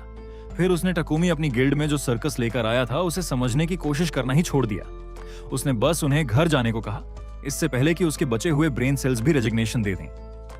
कुछ दिनों बाद मारिया ऑकवर्डली ताकुमी के पास आई और पूछा कि क्या उसके पास कुछ एक्स्ट्रा क्लॉथ है। वह अपने और सोफिया के लिए अंडरवेयर सिलना चाहती थी। ताकुमी ने उसकी सिंपल स्केच को देखा और तुरंत डिक्लेयर कर दिया कि ये डिजाइन्स बहुत पुराने फैशन थे। उसने इसके बजाय रिबन्स और बेहतर स्टिचिंग वाला एक मॉडर्न डिजाइन बना दिया। मारिया की आंखें तुरंत चमक उठी। उसने ताकुमी से उसे खुद बनाने की रिक्वेस्ट करना शुरू कर दिया। तभी मेपल अपने पॉकेट डिमेंशन से बाहर निकली और ताकुमी को बताया कि पायेक आ चुका है। जब ताकुमी बाहर आया तो उसने मर्चेंट को बेहोश पाया, क्योंकि बेचारे ने मेपल का इवॉल्व्ड फॉर्म देख लिया था। पायेक इमोशनल डैमेज से रिकवर होने के बाद बताता है कि मार्क्विस गॉडविन ताकुमी से तुरंत मिलना चाहते हैं। वजह थी सेल्फ प्यूरिफाइंग टॉयलेट्स। ताकुमी को लगा कि फिर कोई एरोगेंट नोबल मिलने वाला है, लेकिन गॉडविन सरप्राइजिंगली काफी हम्बल निकला। उसने मैजिकल टॉयलेट्स बनाने और गोब्लिन जनरल को हराने के लिए ताकुमी को धन्यवाद दिया और बताया कि ऐसी इन्वेंशंस सिटी के लिए काफी फायदेमंद थी। हालांकि उसने ताकुमी को सावधान रहने की वार्निंग भी दी, क्योंकि अगर होली सिडोनिया एम्पायर को पता चल गया कि किसी इंसान के पास होली मैजिक के साथ साथ जीनियस लेवल इन्वेंशंस भी हैं, तो वे लोग उसे ढूंढने जरूर आएंगे। ताकुमी घर वापस लौटा तो मेंटली पूरी तरह एग्जॉस्टेड था, लेकिन उसकी सारी थकान उसी वक्त गायब हो गई जब मेपल ने उसे कुछ सॉफ्ट फैब्रिक दिया और उसे मरिया की अंडरवेयर वाली रिक्वेस्ट याद आ गई। इस शेमलेस क्राफ्ट्समैन ने खुद को लगातार 3 दिन और 3 रातों के लिए वर्कशॉप में बंद कर लिया और मरिया और सोफिया के लिए परफेक्ट सेट्स बनाने में अपनी पूरी मेहनत लगा दी। जब तक उसने काम पूरा किया, तब तक वह ऐसा दिख रहा था जैसे 3 वर्ल्ड वॉर्स सर्वाइव करके आया हुआ ज़ॉम्बी हो। वह लड़कियों से उन्हें पहनकर दिखाने के लिए कहना चाहता था, लेकिन तुरंत डर गया। उसे लगा कि लड़कियां उसे एक कंप्लीट क्रीप समझेंगी, इसलिए वह भागकर अपने बेडरूम में गया और दरवाजा बंद कर लिया। हालांकि लड़कियां तो खुशी खुशी उसे रिजल्ट्स दिखा देती। कुछ दिनों बाद ताकुमी की आइसक्रीम खाने की क्रेविंग खतरनाक लेवल तक पहुंच गई, इसलिए रियलिटी एक्सेप्ट करने के बजाय उसने कैजुअली रेफ्रिजरेटर्स इन्वेंट कर दिए। अंदर से निकलती ठंडी हवा देखकर लड़कियां काफी फैसिनेटेड हो गईं और गर्मियों में उन अप्लायंसेस को लगभग एयर कंडीशनर्स की तरह इस्तेमाल करने लगीं। ताकुमी मन ही मन सोचने लगा कि वह ऐसे लोगों को ग्लोबल वार्मिंग कैसे समझाएगा जिन्होंने अभी तक इलेक्ट्रिसिटी तक इन्वेंट नहीं की थी। उसने प्राउडली बताया कि उसने स्टेनलेस स्टील को एक मैजिकल कूलिंग डिवाइस के साथ कंबाइन करके ऐसा रेफ्रिजरेटर बनाया है जो फूड को लंबे समय तक फ्रेश रख सकता है। मारिया ये सुनकर बेहद खुश हुई, क्योंकि फ्रेश इंग्रेडिएंट्स का मतलब था और भी बेहतर खाना। वहीं ताकुमी ने ब्लू रेफ्रिजरेटर अपने पास रखने का फैसला किया, क्योंकि सोफिया को वो कलर पसंद था। बाकी 2 रेफ्रिजरेटर को वह पेय को दिखाने वाला था। इसके बाद ताकुमी ने अनाउंस किया कि उसका अगला प्रोजेक्ट सभी के इक्विपमेंट को अपग्रेड करना होगा। सोफिया ने कहा कि उनके करंट वेपन्स पहले से ही काफी अच्छे थे, लेकिन ताकुमी ने इंसिस्ट किया कि स्ट्रॉन्ग एडवेंचरर्स कभी इंप्रूव करना बंद नहीं करते। स्ट्रॉन्गर मटेरियल्स इकट्ठा करने के लिए वह एडवेंचरर्स गिल्ड गया और मिथ्रिल और एडमंटाइट के बारे में पूछा। रिसेप्शनिस्ट ने बताया कि ये रेयर मेटल्स प्रोसेस करना काफी मुश्किल था और उसने ड्वार्वन किंगडम जाने की रिकमेंडेशन दी। फिर उसे याद आया कि ताकुमी एक एल्केमिस्ट है। उसने बताया कि टेक्निकली ताकुमी खुद मिथ्रिल बना सकता है, लेकिन ऐसा करना बहुत ज्यादा इनएफिशिएंट होगा। सबसे आसान तरीका सीधे माइन से मिथ्रिल निकालना था, लेकिन वहां सिर्फ ब्लैकस्मिथ गिल्ड के मेंबर्स को एक्सेस मिलता था। थोड़ा सोचने के बाद रिसेप्शनिस्ट को एक लूपहोल मिला। अगर ताकुमी माइन के अंदर मॉन्स्टर एक्सटर्मिनेशन क्वेस्ट एक्सेप्ट कर ले, तो मिशन पूरा करते समय वह लीगली मिथ्रिल और एडमंटाइट कलेक्ट कर सकता था।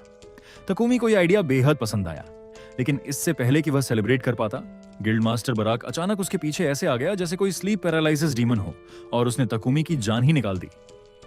बराक ने बताया कि सिटी को माइन के आसपास रहने वाले ट्री मॉन्स्टर्स से ट्रिएंट वुड भी चाहिए था, इसलिए उसने ताकुमी से रास्ते में उन मॉन्स्टर्स को भी खत्म करने के लिए कहा। इसके अलावा उसने एक और क्वेस्ट दिया जिसमें ताकुमी की पार्टी को ब्लैकस्मिथ दम्बू को सेफली माइन तक एस्कॉर्ट करना था। ताकुमी को लगा जैसे पूरे किंगडम ने अचानक उसे हर काम के लिए अवेलेबल मान लिया था, लेकिन बराक ने डील को और अच्छा बनाते हुए प्रॉमिस किया कि अगर वे सफल रहे तो पूरी पार्टी को प्रमोशंस मिलेंगी। क्वेस्ट एक्सेप्ट करने के बाद ताकुमी ने ट्रांसपोर्टेशन के बारे में पूछा। रिसेप्शनिस्ट ने बताया कि ऑर्डिनरी हॉर्सेस से वहां पहुंचने में 1 हफ्ता लगेगा, जबकि मॉन्स्टर हॉर्सेस सिर्फ 4 दिनों में वहां पहुंचा सकते हैं। अनफॉर्चुनेटली उस समय कोई मॉन्स्टर हॉर्स अवेलेबल नहीं था। उसी वक्त रियल, वही लाउड रेडहेड जिसे तकुमी पहले गिल्ड में मिला था वहां वापस आया। उसने बताया कि उसकी पार्टी फिलहाल मॉन्स्टर हॉर्सेस का इस्तेमाल कर रही थी। बात करने पर रियल ने बताया कि वह सिर्फ फ्रेशली हंटेड बफेलो डिलीवर करने के लिए वापस आया था ताकि मीट खराब ना हो जाए। उसका अगले दिन फिर निकलने का प्लान था। तकुमी ने उसे रात रुकने के लिए इनवाइट किया और रियल खुशी खुशी मान गया। इसके बाद दोनों पायेक के पास गए। रेफ्रिजरेटर्स देखने के बाद पायेक लगभग फिर से बेहोश होने वाला था। जब उसे पता चला कि तकुमी मिथ्रिल माइन करने वाला है तो पायेक ने तुरंत मॉन्स्टर हॉर्सेस से खींचने वाली एक कैरेज ऑफर कर दी। बदले में उसने सिर्फ इतना मांगा कि तकुमी से निकलने वाले ऑरिस को सबसे पहले खरीदने का राइट उसे मिले। तकुमी ने खुशी खुशी ऑफर एक्सेप्ट कर लिया, जबकि पेयेक ने कैजुअली कुछ और रेफ्रिजरेटर्स का ऑर्डर भी दे दिया, क्योंकि ये मर्चेंट तकुमी के साथ ऐसे बिहेव कर रहा था जैसे वह उसकी अपनी पर्सनल फैक्ट्री हो। बाद में तकुमी ने शहर की हर ब्लैकस्मिथ शॉप में जाकर एक्स्ट्रा मिथ्रिल ढूंढा, लेकिन उसे बिल्कुल भी मिथ्रिल नहीं मिला। जब तक उसने उम्मीद छोड़ दी तब तक रात भी हो चुकी थी। अचानक रियल ने एक हुडेड फिगर को उनकी तरफ तेजी से आते हुए देखा और तुरंत भागने की कोशिश की, लेकिन अटैकर ने उन्हें तुरंत पकड़ लिया और रियल को एक किक मारकर जमीन पर गिरा दिया। फिर हुड हट गया और सामने सोफिया निकली। उसने बेचारे रियल को एक किडनैपर समझ लिया था जो उसके प्रेशियस मास्टर को उससे चुराने आया था। वह उसे लगभग खत्म ही करने वाली थी कि तकुमी ने जल्दी से उसे रोक दिया। गलतफहमी साफ होने के बाद सोफिया ने माफी मांगी और रियल ने भी मुस्कुराते हुए उसकी माफी स्वीकार कर ली। हालांकि उसने माना कि अब उसके दिमाग में लगभग 1000 सवाल थे। जब वे मैंशन पहुंचे तो मेपल का इवॉल्व्ड फॉर्म देखकर रियल पूरी तरह स्पीचलेस हो गया और ये जानकर कि ताकुमी किसी तरह 3 खूबसूरत लड़कियों के साथ रह रहा था जबकि वह खुद पेनफुली सिंगल था। रियल को अपनी जिंदगी पर तरस आने लगा। किस्मत सच में उस बेचारे को बुरी तरह ट्रोल कर रही थी। उस शाम ताकुमी ने सभी को गिल्ड क्वेस्ट्स के बारे में बताया और दोनों लड़कियां खुशी खुशी उसके साथ जाने के लिए तैयार हो गईं। अगली सुबह रियल के चले जाने के बाद तकुमी ने नए वेपन्स बनाना शुरू कर दिया। उसका पहला चैलेंज एक बहुत बड़ी टंगस्टन ब्लेड बनाना था जो एनिमी के मना को अब्सॉर्ब कर सके। एल्केमी की मदद से टंगस्टन को प्रोसेस करना बेहद मुश्किल निकला, लेकिन लगभग अपना पूरा माना खर्च करने के बाद वह आखिरकार 2 पावरफुल सोर्ड्स बनाने में सफल हो गया। 3 दिन बाद तकुमी, सोफिया, मरिया, मेपल और ब्लैकस्मिथ डाम्बो आखिरकार माइन की तरफ निकल पड़े। ट्रेंट फॉरेस्ट पहुंचने के बाद उन्होंने कार्रिज को सुरक्षित जगह पर खड़ा किया और उसके चारों तरफ एक मैजिकल बैरियर बना दिया। इसके बाद वे फॉरेस्ट के अंदर चले गए। ताकुमी को बिल्कुल भी पता नहीं था कि ट्रांट दिखता कैसा है, लेकिन सोफिया ने जल्दी ही उन मॉन्स्टर ट्रीज को पहचान लिया जो पेड़ों के रूप में छिपे हुए थे। उसके बताए अनुसार तकुमी ने पहले अटैक किया और पहले ट्रांट को आसानी से हरा दिया, लेकिन दुर्भाग्य से इससे पूरे फॉरेस्ट में मौजूद बाकी ट्रांट्स भी जाग गए। हर तरफ से ट्रांट्स ने पार्टी को घेर लिया, इसलिए सोफिया ने तुरंत ऑल आउट मैजिकल अटैक का ऑर्डर दिया। विंड मैजिक ने ब्रांचेस को काट कर रख दिया, जबकि मारिया ने अर्थ मैजिक की मदद से मॉन्स्टर्स को जमीन के अंदर दफना दिया। तकुमी भी अपने वेपन्स के साथ बैटल में शामिल हो गया और लगातार अपनी कॉम्बैट स्किल्स इंप्रूव करता गया। जब उन्हें लगा कि लड़ाई खत्म हो चुकी है, तभी ट्रांट बॉस सामने आ गया। सोफिया ने उसकी ब्रांचेस काट दी, जबकि मरिया और मेपल ने उसका सपोर्ट किया, लेकिन मॉन्स्टर बार बार रीजनरेट हो रहा था। आखिरकार सोफिया को समझ आया कि उन्हें उसके कोर पर अटैक करना होगा। ताकुमी ने तुरंत अपनी स्वॉर्ड को फायर मैजिक से एन्चेंट किया और उस बर्निंग ब्लेड को सीधा मॉन्स्टर के शरीर के अंदर घुसा दिया। मॉन्स्टर उसी समय मर गया। मरने के बाद उसने 2 रेयर मिरेकल एप्पल्स गिराए, जिन्हें सोफिया ने खुशी से उठा लिया।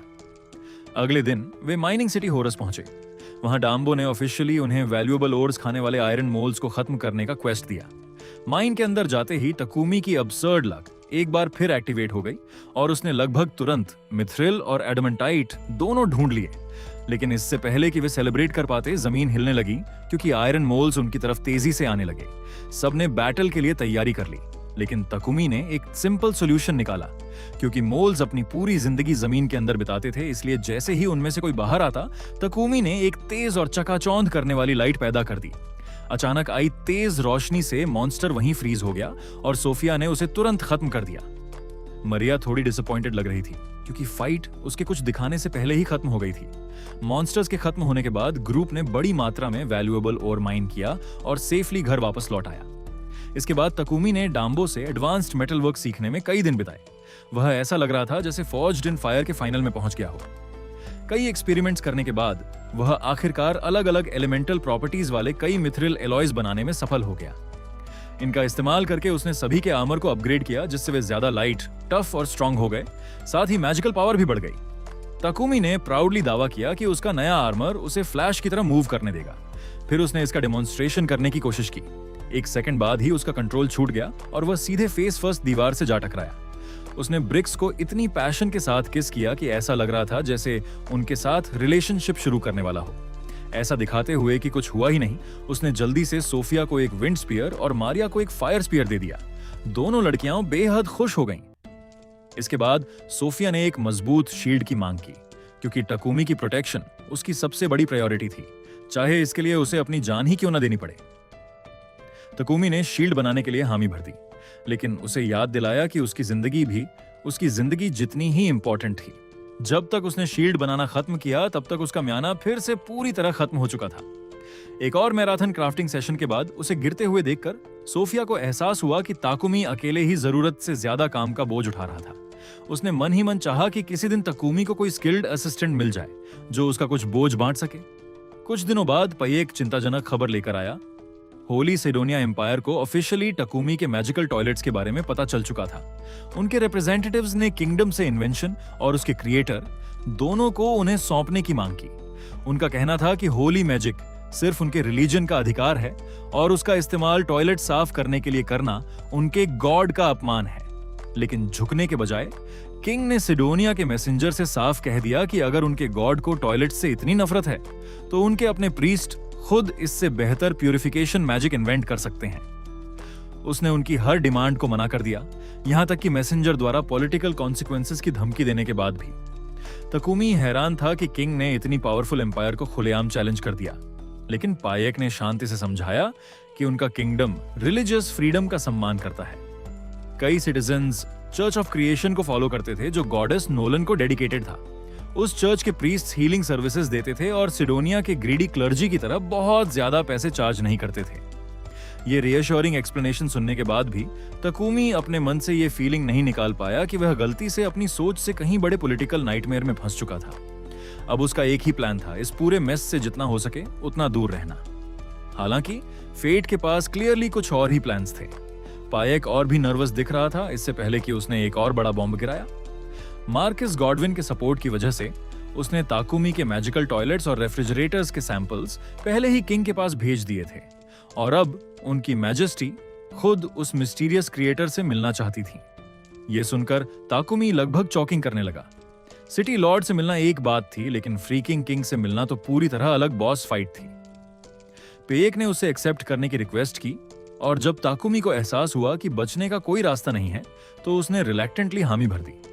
उस शाम उसने सोफिया, मारिया और मेपल को बताया कि वे एक हफ्ते बाद रॉयल कैपिटल के लिए निकलेंगे।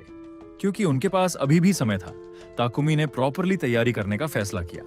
उसका पहला प्रोजेक्ट नए क्लोक्स बनाना था जिनमें डार्क मैजिक स्टोन्स लगाए गए थे। ये क्लोक्स उनकी प्रेजेंस को सप्रेस कर सकते थे, जिससे लड़कियां बिना नोटिस हुए घूम सकती थीं। जब सोफिया और मरिया ग्रोसरीज खरीदने टाउन गईं, ताकुमी एक बार फिर नोलन के चर्च में गॉडेस से बात करने चला गया। जैसे ही वह उसके डिवाइन रेल में पहुंचा, लश्के भा से ये नोलन ने मजाक में शिकायत की कि वह खाली हाथ आया है और बिना ऑफरिंग्स लाए ब्लेसिंग्स की उम्मीद कर रहा है। उसने मजाक में कहा कि अगर ताकुमी पहले उसे कुछ देगा तो वह उसकी कैपिटल की जर्नी को ब्लेस कर सकती है। ताकुमी ने उसके बेट को इग्नोर कर दिया और इसके बजाय एनाट के बारे में पूछा, जो चर्च ऑफ डिवाइन लाइट द्वारा वोरशिप की जाने वाली मिस्टीरियस गॉडेस थी। नोलान तुरंत बात टालने लगी और इंसिस्ट किया कि वही एकमात्र ट्रू गॉडेस है। उसने ताकुमी से कहा कि जब सही समय आएगा तब उसे अनाट के बारे में पता चल जाएगा। इस जवाब से संतुष्ट न होकर ताकुमी ने टॉपिक बदल दिया और पूछा कि उसने उन हीरोज के बारे में कुछ क्यों नहीं सुना जिन्हें सिडोनिया ने सपोजिडली समन किया था। नॉर्मली किसी दूसरे वर्ल्ड से आने वाले हीरोज की खबर हर जगह फैल जानी चाहिए थी। नोलन ने ऑकवर्डली आखिरकार वह सच बता दिया जिसे वह अब तक छिपा रही थी। जब उसने ताकुमी को रीइंकार्नेट किया था तब उसने सीक्रेटली उसे पूरे 1 साल पीछे के समय में भेज दिया था। हीरोज अभी तक आए ही नहीं थे, उन्हें कुछ महीनों बाद ही समन किया जाना था। यह सुनकर ताकुमी का मुंह खुला का खुला रह गया। इससे पहले कि वह एक्सप्लेनेशन मांग पाता, नोलान अचानक मुस्कुराई और डिक्लेयर कर दिया कि विजिटिंग आवर्स खत्म हो गए हैं। फिर उसने ताकुमी के माथे पर इतनी जोर से मारा कि वह सीधे हेवन से बाहर निकलकर वापस चला गया। घर लौटकर ताकुमी ने सोफिया और मरिया के लिए प्रेजेंस कंसीलिंग क्लोक्स का काम पूरा किया और फिर अपने अगले प्रोजेक्ट का अनाउंसमेंट किया। वह बार बार कैरेजेस उधार लेने से थक चुका था, इसलिए इस बार उसने खुद एक कैरेज बनाने का फैसला किया। मरिया इस आइडिया से खास तौर पर एक्साइटेड हो गई और उसने एक पावरफुल मॉन्स्टर हॉर्स ढूंढने का सजेशन दिया जो कैरेज को खींच सके। अगर उनकी किस्मत अच्छी रही तो वे किसी और ज्यादा पावरफुल मॉन्स्टर को भी टेम कर सकते थे। बिना समय बर्बाद किए ग्रुप पास के फॉरेस्ट की तरफ निकल गया। मेपल अपने बढ़ते हुए मॉन्स्टर फैमिली में एक और मेंबर जोड़ने के आइडिया से खुशी के मारे ऑलमोस्ट उछल रही थी। रास्ते में एक वुल्फ मॉन्स्टर अचानक बुशेस से बाहर निकला और बिना ये नोटिस किए कि वे वहां मौजूद थे, सीधा उनके पास से भाग गया। तकुमी को खुशी हुई कि उसके क्लोक्स परफेक्टली काम कर रहे थे। हालांकि सोफिया थोड़ी डिसअपॉइंटेड दिखी क्योंकि वह एक अच्छी फाइट की उम्मीद कर रही थी। आखिरकार उसने एक वाइल्ड बॉर को ही परेशान करने से काम चला लिया, जबकि मरिया ने फ्यूचर मील्स के लिए उसका मीट कलेक्ट कर लिया। पास ही टकुमी और सोफिया को एक फॉलन ट्रांट मिला और उन्होंने कैरेज के लिए उसकी हाई क्वालिटी वुड खुशी से कलेक्ट कर ली। जब बाकी सभी मटेरियल्स इकट्ठा करने में बिजी थे, मेपल बोर हो गई और अकेले ही इधर उधर घूमने निकल गई। फॉरेस्ट के अंदर उसे कई मरे हुए ट्रांट्स मिले। वह उनके ट्रेल को फॉलो करते हुए आगे बढ़ी और आखिरकार उसे एक बुरी तरह घायल ड्रैगन हॉर्स मिला। डरा हुआ क्रिएचर तुरंत मेपल पर लाइटनिंग से अटैक करने लगा, लेकिन गुस्सा होने के बजाय मेपल को याद आया कि ताकुमी से मिलने से पहले वह खुद भी कितनी डरी हुई थी। उसने प्यार से प्रॉमिस किया कि उसका मास्टर इसे हील कर सकता है, लेकिन इससे पहले कि वह तकुमी को बुलाने जाती, 2 जायंट एंट मॉन्स्टर्स वहां आ गए। ये समझते हुए कि इन्हीं की वजह से ड्रैगन हॉर्स घायल हुआ था, मेपल ने उन्हें सिल्क में फंसाया और ड्रैगन हॉर्स की तरफ फेंक दिया। ड्रैगन हॉर्स ने तुरंत उन बेचारे इडियट्स को इतनी ज्यादा लाइटनिंग से फ्राई कर दिया कि पिकाचू भी जेलस हो जाता। लेकिन दुर्भाग्य से इससे बाकी पूरी एंट कॉलोनी वहां पहुंच गई। डजन्स ऑफ मॉन्स्टर्स ने उन्हें चारों तरफ से घेर लिया, इसलिए मेपल ने प्रोटेक्शन के लिए एक सिल्क बैरियर बना दिया।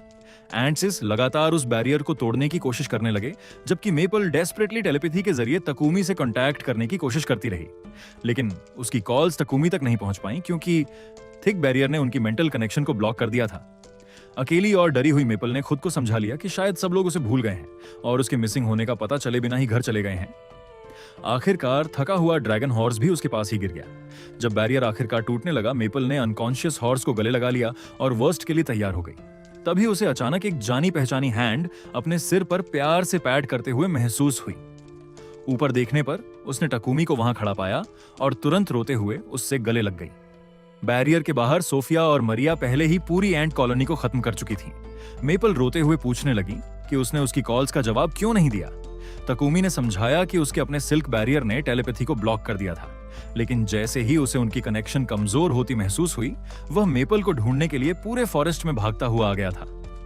मेपल ने तुरंत उससे ड्रैगन हॉर्स को बचाने की रिक्वेस्ट की। ताकुमी ने हीलिंग मैजिक इस्तेमाल करने की कोशिश की, लेकिन अनकॉन्शियस क्रिएचर इंस्टिंक्टिवली उसका विरोध कर रहा था। उसी समय सोफिया ने महसूस किया कि और भी मॉन्स्टर्स तेजी से उनकी तरफ आ रहे थे और उसने सभी को रिट्रीट करने के लिए कहा। मेपल ने ड्रैगन हॉर्स को छोड़ने से साफ मना कर दिया, इसलिए तकुमी ने एक रिस्की डिसीजन लिया। उसने मेपल और इंजर्ड हॉर्स दोनों को अपने पॉकेट डिमेंशन के अंदर स्टोर कर लिया। सोफिया ने तुरंत वार्न किया कि किसी अनटेम्ड मॉन्स्टर को अंदर रखना उसके शरीर पर बहुत ज्यादा बर्डन डालेगा। तकुमी ने कॉन्फिडेंस से कहा कि कुछ मना पोशंस पीने के बाद वह ठीक रहेगा, लेकिन सेंटेंस पूरा करने से पहले ही वह कोलैप्स हो गया। लड़कियां ने उसे घर लेकर गईं, लेकिन आधा दिन बीत जाने के बाद भी उसे होश नहीं आया। सोफिया को समझ आया कि अनकॉन्शियस होने के बावजूद तकुमी अभी भी पॉकेट डायमेंशन मेंटेन कर रहा था, जिससे उसके शरीर पर बहुत ज्यादा स्ट्रेन पड़ रहा था। अब एक ही सॉल्यूशन था, मेपल को अंदर से डायमेंशन खोलना होगा। तकुमी के माना को गाइड की तरह इस्तेमाल करते हुए सोफिया ने उसका हाथ किस करके मैजिकल कनेक्शन बनाया और मेपल तक पहुंच गई। ये जानने के बाद कि ड्रैगन हॉर्स अभी भी डरा हुआ था, सोफिया ने सजेस्ट किया कि उसे किसी दूसरे सिल्क बैरियर के अंदर बाहर लाया जाए ताकि अनफेमिलियर सराउंडिंग्स देखकर वह पैनिक न करे। मेपल को यह आइडिया बहुत पसंद आया और उसने हॉर्स को सेफली गार्डन में बाहर निकाल दिया। जब मरिया घर का काम संभाल रही थी, सोफिया पूरी रात तकुमी के पास बैठी रही। अगली सुबह तकुमी की आंख खुली तो उसने सोफिया को देखा, जो उसका हाथ पकड़े हुए सो रही थी। उसे आखिरकार जागा हुआ देखकर सोफिया लगभग रिलीफ से रोने लगी। वहीं मरिया कमरे के बाहर से सबसे बड़ी शिपर वाली स्माइल के साथ ये सब देख रही थी। कुछ ही देर बाद वे सभी ड्रैगन हॉर्स से मिलने गए। मेपल ने डरे हुए क्रीचर को भरोसा दिलाया कि टकुमी सिर्फ उसकी मदद करना चाहता है। इस बार हॉर्स ने टकुमी को एक्सेप्ट कर लिया और उसे प्रॉपर कॉन्ट्रैक्ट बनाने दिया। इसके बाद तकुमी ने पावरफुल हीलिंग मैजिक इस्तेमाल किया। उसकी सारी इंजरीज तुरंत गायब हो गईं और बची हुई होली एनर्जी ने मेपल के सिल्क बैरियर को भी पूरी तरह जला दिया। सभी खुशी से सेलिब्रेट करने लगे। तकुमी ने ड्रैगन हॉर्स का नाम चमेलिया रखा और ऑफिशियली उसका फैमिली में स्वागत किया। मेपल ने खुशी से अपनी नई बेस्ट फ्रेंड को गले लगा लिया। कुछ दिनों बाद तकुमी चमेलिया के लिए हॉर्स शूज बनाने और कैरेज का कुछ काम पूरा करने के लिए डंबो की वर्कशॉप गया। सोफिया को चिंता होने लगी क्योंकि पयेक पहले ही और रेफ्रिजरेटर्स और हीलिंग पोशंस के ऑर्डर्स दे चुका था। फिर भी तकुमी खुद को लगभग मार डालने के बावजूद स्लो होने के लिए तैयार नहीं था। सोफिया ने उससे रेस्ट करने की रिक्वेस्ट की, लेकिन इस वर्कहोलिक ने बस मुस्कुराकर कहा कि वह ठीक रहेगा। बाद में वह एडवेंचरर्स गिल्ड गया। वहां उसने एक यंग एडवेंचरर को कुछ मिस्टीरियस मॉन्स्टर साइटिंग्स को लेकर बहुत ज्यादा हंगामा करते देखा। क्यूरियस होकर तकुमी ने रिसेप्शनिस्ट से इसके बारे में पूछा। रिसेप्शनिस्ट ने उसे विटनेसेस की रिपोर्ट्स के आधार पर बनाई गई एक रफ स्केच दिखाई, लेकिन उसने बताया कि किसी ने इस बात को सीरियसली नहीं लिया था क्योंकि उस क्रीचर ने अभी तक किसी को नुकसान नहीं पहुंचाया था। फिर उसने नोटिस किया कि तकुमी एक और पेट रजिस्टर करने आया था और कॉन्फिडेंटली मजाक किया कि अब उसे कोई भी चीज सरप्राइज नहीं कर सकती। अगले ही सेकंड तकुमी ने अपना पॉकेट डायमेंशन खोल दिया। चमेलिया ने अपना सिर बाहर निकाला जबकि मेपल प्राउडली उसकी पीठ पर बैठी हुई थी। रिसेप्शनिस्ट ने तुरंत दोनों को मॉन्स्टर स्केच से मैच कर लिया। गिल्ड में पैनिक फैल गया क्योंकि सबको पता चल गया कि जिस टेरिफाइंग बीस्ट की वे रिपोर्ट कर रहे थे वह असल में ताकुमी का पेट था। ताकुमी कुछ एक्सप्लेन कर पाता उससे पहले ही गिल्ड मास्टर बारैक ने एक बार फिर उसे सीधे अपने ऑफिस में बुला लिया।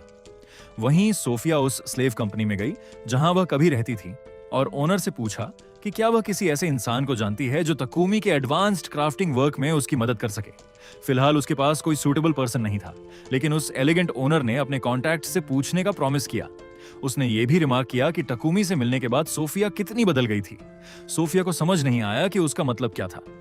उसने बस उसे थैंक किया और वहां से निकल गई। बाहर उसकी मुलाकात ग्रोसरी शॉपिंग कर रही मारिया से हुई। दोनों ने मिलकर ताकुमी को डाम्बो की वर्कशॉप से लेने का फैसला किया, लेकिन वहां पहुंचने पर उन्होंने ताकुमी को लकड़ियों के ढेर के ऊपर गहरी नींद में सोते हुए पाया। और मजेदार बात यह थी कि वह नींद में भी एक लकड़ी के लॉग को गले लगाए हुए था। ब्लैकस्मिथ ने बताया कि तकुमी कई दिनों से बिना रुके लगातार काम कर रहा था, जब तक कि आखिरकार एग्जॉस्शन ने उसे बेहोश करके नहीं गिरा दिया। अभी उसकी जान को खतरा नहीं था, लेकिन अगर वह इसी तरह काम करता रहा तो एक दिन शायद वह दोबारा कभी उठ ही ना पाए। अच्छी बात यह रही कि रिकवर होने के बाद ताकुमी ने आखिरकार अपनी मास्टरपीस पूरी कर ली। लग्जरी काररेज बाहर से देखने में ऑर्डिनरी लगती थी, लेकिन जैसे ही लड़कियां अंदर गईं, वे पूरी तरह स्प्लिशलेस हो गईं। अर्थ पर देखे गए डॉक्टर हू से इंस्पायर्ड स्पेस टाइम मैजिक की मदद से करेज का इंटीरियर बाहर से कई गुना बड़ा था। इसमें एंटी वाइब्रेशन एन्चांटमेंट्स भी थे, जिससे सफर इतना स्मूथ हो गया था कि ऐसा लगता था जैसे किसी मैंशन के अंदर बैठे हों। सोफिया ने इसे पूरे कॉन्टिनेंट की सबसे बेहतरीन कैरेज घोषित कर दिया। वहीं मरिया बहुत एक्साइटेड हो गई क्योंकि अब लॉन्ग जर्नीज के दौरान भी वह नॉर्मली खाना बना और क्लीनिंग कर सकती थी। जल्द ही ग्रुप रॉयल कैपिटल के लिए निकल पड़ा और चमेलिया बिना किसी परेशानी के कैरेज को खींच रही थी। मेपल और मरिया खुशी खुशी बारी बारी से बाहर बैठकर कैरेज चला रही थीं। वहीं तकुमी और सोफिया अंदर आराम कर रहे थे और उन्हें जरा भी झटका महसूस नहीं हो रहा था। जैसे जैसे कमिलिया दौड़ती रही, उसका लेवल भी लगातार बढ़ता गया। आखिरकार उनकी मुलाकात फिर से पयेक और मार्क्विस गॉडविन से हुई। पयेक एक्साइटमेंट में तुरंत तकुमी की कैरेज के अंदर चला गया और लग्जूरियस इंटीरियर देखकर लगभग हेवन पहुंचने वाला था। उसने तुरंत तकुमी को बिजनेस ऑफर्स देना शुरू कर दिया और इस डिजाइन के लिए कोई भी प्राइस देने का प्रॉमिस करने लगा, लेकिन गॉडविन ने उसके सिर पर हल्की सी हिट करके उसे काल्म डाउन करने को कहा। होश में आने के बाद मार्क्विस ने भी माना कि यह सबसे इनक्रेडिबल काररेज थी जो उसने कभी देखी थी। ऐसी काररेज रखना उसकी अपनी प्रेस्टीज और उसके टेरिटरी की रेप्यूटेशन दोनों को काफी बढ़ा सकता था। फिर उसने कैजुअली ऐसी ही एक कैरेज के लिए 100 प्लैटिनम कॉइन्स ऑफर कर दिए। यह सुनकर तकुमी को लगभग हार्ट अटैक आ गया। इतने पैसे से वह जापान में जितना अमीर बनने का सपना भी नहीं देख सकता था, उससे कहीं ज्यादा अमीर हो जाता। कुछ दिनों बाद वे आखिरकार रॉयल कैपिटल पहुंच गए। अपने लॉजिंग में सेटल होने के बाद पयेक ने सजेशन दिया कि ऐसी कैरेज की एक कॉपी किंग को गिफ्ट में दी जाए। पयेक और गॉडविन दोनों का मानना था कि ऐसी इन्वेंशन किंग पर अनफॉरगेटेबल इंप्रेशन छोड़ेगी और तकुमी को बहुत बड़े रिवॉर्ड्स दिलाएगी। रॉयल ऑडियंस में अभी 5 दिन बाकी थे, इसलिए पयेक को लगा कि इतनी कम टाइम में दूसरी कैरेज बनाना पॉसिबल नहीं होगा, लेकिन तकुमी ने कैजुअली कहा कि 5 दिन काफी से भी ज्यादा हैं, बस उसे प्रॉपर मटेरियल्स और एक वर्कशॉप मिलनी चाहिए। पयेक ने तुरंत सारी अरेंजमेंट्स कर दी।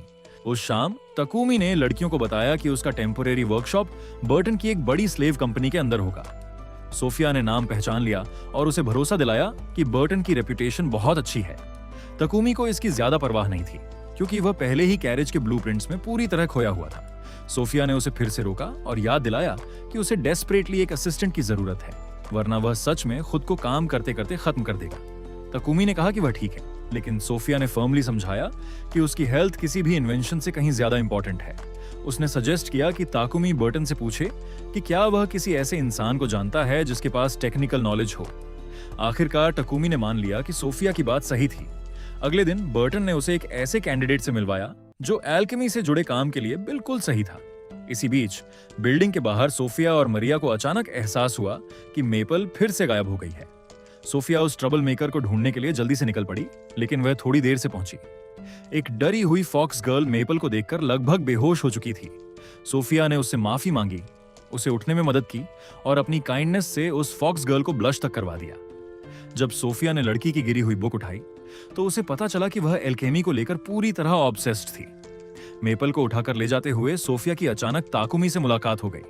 ताकुमी ने बताया कि वह उसे इसलिए ढूंढ रहा था क्योंकि बर्टन के रिकमेंडेड असिस्टेंट से मिलने से पहले वह उसकी ओपिनियन जानना चाहता था। जैसे ही दोनों अंदर गए, सोफिया ने तुरंत बाहर वाली शाई फॉक्स गर्ल को पहचान लिया। उसका नाम रेवा था और वही लड़की थी जिसे बर्टन ताकुमी से हायर करवाना चाहता था। ताकुमी ने उसे अपने काम के बारे में बताया तो रेवा विजुअली नर्वस हो गई। अब तक जितने भी एम्प्लॉयर से वह मिली थी उन सभी ने उसे रिजेक्ट कर दिया था। उनका कहना था कि उसके पास एक्सपीरियंस नहीं था और वह कोई वैल्यूएबल स्किल ऑफर नहीं कर सकती थी। क्योंकि कोई उसे हायर नहीं करता था, इसलिए वह अपने बीमार मदर और छोटे भाई की मदद के लिए घर पैसे भी नहीं भेज पाती थी। उसे बेहतर समझने के लिए टकुमी ने पूछा कि क्या वह एल्केमी के बारे में कुछ जानती है या कम से कम उसमें इंटरेस्ट रखती है। रीवा तुरंत चुप हो गई, क्योंकि लोग हमेशा उसका मजाक उड़ाते थे कि वह इतनी इम्प्रैक्टिकल चीज पढ़ने में अपना टाइम वेस्ट कर रही है। उसे चुप देखकर सोफिया ने बीच में आकर बताया कि रेवा लगभग बिना किसी गाइडेंस के कई सालों से खुद ही अल्केमी और मैजिक सीख रही थी। ये सुनते ही ताकुमी का ध्यान पूरी तरह उसकी तरफ चला गया। जैसे ही दोनों ने बात करना शुरू किया, वे बाकी सभी लोगों को लगभग भूल ही गए। दोनों कॉम्प्लिकेटेड एल्केमी थ्योरीज पर इतनी लंबी डिस्कशन में चले गए कि ऐसा लग रहा था जैसे दो नर्ड्स किसी एंशिएंट एलियन लैंग्वेज में बहस कर रहे हों, जबकि आसपास खड़े लोग बस बिना समझे सिर हिला रहे थे। उसकी एक्चुअल एबिलिटी जानने के लिए तकुमी ने रीवा को एक एल्केमी सर्कल दिया और उसे एक छोटा सा टेस्ट दिया। रीवा ने उसे ध्यान से एग्जामिन किया और जल्दी ही समझ गई कि उसमें स्वीट्स बनाने का प्रोसेस लिखा था, लेकिन उसमें एक ऐसा इंग्रेडिएंट लिखा था जो उसकी पढ़ी हुई किसी भी बुक में मौजूद नहीं था। उसने टाइम खत्म होने से पहले आंसर ढूंढने की उम्मीद में अपनी सारी रेफरेंस बुक्स खोज डाली। आखिरकार प्रेशर बहुत ज्यादा हो गया और वह रोने लगी। उसने माफी मांगी क्योंकि उसे लगा कि उसने एक और जॉब पाने का मौका बर्बाद कर दिया, लेकिन तकुमी ने उसे क्रिटिसाइज करने के बजाय बस मुस्कुराकर अपना हाथ आगे बढ़ाया और उसे अपनी टीम ज्वाइन करने का इन्विटेशन दिया। रीवा पूरी तरह शॉक्ड रह गई, क्योंकि उसने प्रॉब्लम सॉल्व ही नहीं की थी। तकुमी ने समझाया कि उस टेस्ट का मकसद कभी भी सही आंसर पाना नहीं था। उसने जेन्युइन क्यूरियोसिटी, लॉजिकल थिंकिंग और एल्केमी के लिए असली पैशन दिखाया था, और उसके लिए यह किसी भी इंफॉर्मेशन को याद करने से कहीं ज्यादा इंपॉर्टेंट था। यही वह इंसान था जिसे टकुमी अपने साथ चाहता था। बर्टन ने कॉन्ट्रैक्ट पूरा कर दिया और रीवा को ऑफिशियली टकुमी की केयर में दे दिया। इसके बाद तकुमी ने समझाया कि बाकी मास्टर्स के अनलाइक वह उसे प्रॉपर डेली वेजेस देगा और उसकी स्किल्स के हिसाब से सैलरी भी बढ़ाएगा। रीवा ने सिर्फ एक रिक्वेस्ट की। उसने कहा कि उसकी सारी अर्निंग्स सीधे उसके विलेज भेज दी जाए, क्योंकि उसके फैमिली को पैसों की बहुत जरूरत थी। तकुमी सरप्राइज्ड हुआ और उसने पूछा कि वह अपने लिए सब कुछ सैक्रिफाइस क्यों करना चाहती है। रीवा ने चुपचाप बताया कि उसने अपने फैमिली को बचाने के लिए खुद को विलिंगली स्लेवरी में बेच दिया था, लेकिन एक दिन फ्री होने के बाद भी वह अपनी बीमार मदर और छोटे भाई की मदद करती रहना चाहती थी। ताकुमी ने बताया कि अगर वह अपनी सारी इनकम देती रही तो अपनी फ्रीडम वापस खरीदना उसके लिए लगभग इम्पॉसिबल हो जाएगा। सोफिया ने जेंटली उसे उसकी रिक्वेस्ट एक्सेप्ट करने के लिए एनकरेज किया। उसका मानना था कि टकुमी के साथ रीवा की स्किल्स बहुत तेजी से इंप्रूव होंगी और आगे चलकर उसकी सैलरी इतनी बढ़ सकती है कि दोनों गोल्स पॉसिबल हो जाएं।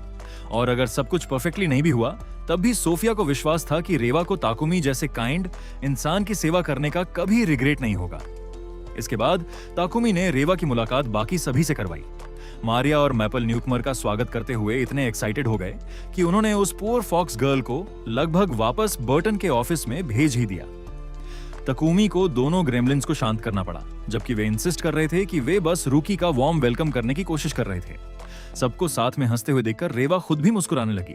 उसे लगने लगा कि शायद आखिरकार उसे भी एक ऐसी जगह मिल गई है जहां वह बिलोंग करती है। बाद में ताकुमी उसे इनके पीछे ले गया और कैजुअली एल्केमी की मदद से एक पूरी एडमेंटाइट कैरेज फ्रेम बना दी। रीवा की आंखें चमक उठी। उसके लिए ऐसा लग रहा था जैसे वह किसी लेजेंडरी क्राफ्ट्समैन को मिरेकल्स करते हुए देख रही हो। ताकुमी हंसा और बोला कि यह उतना कॉम्प्लिकेटेड नहीं था जितना वह सोच रही थी।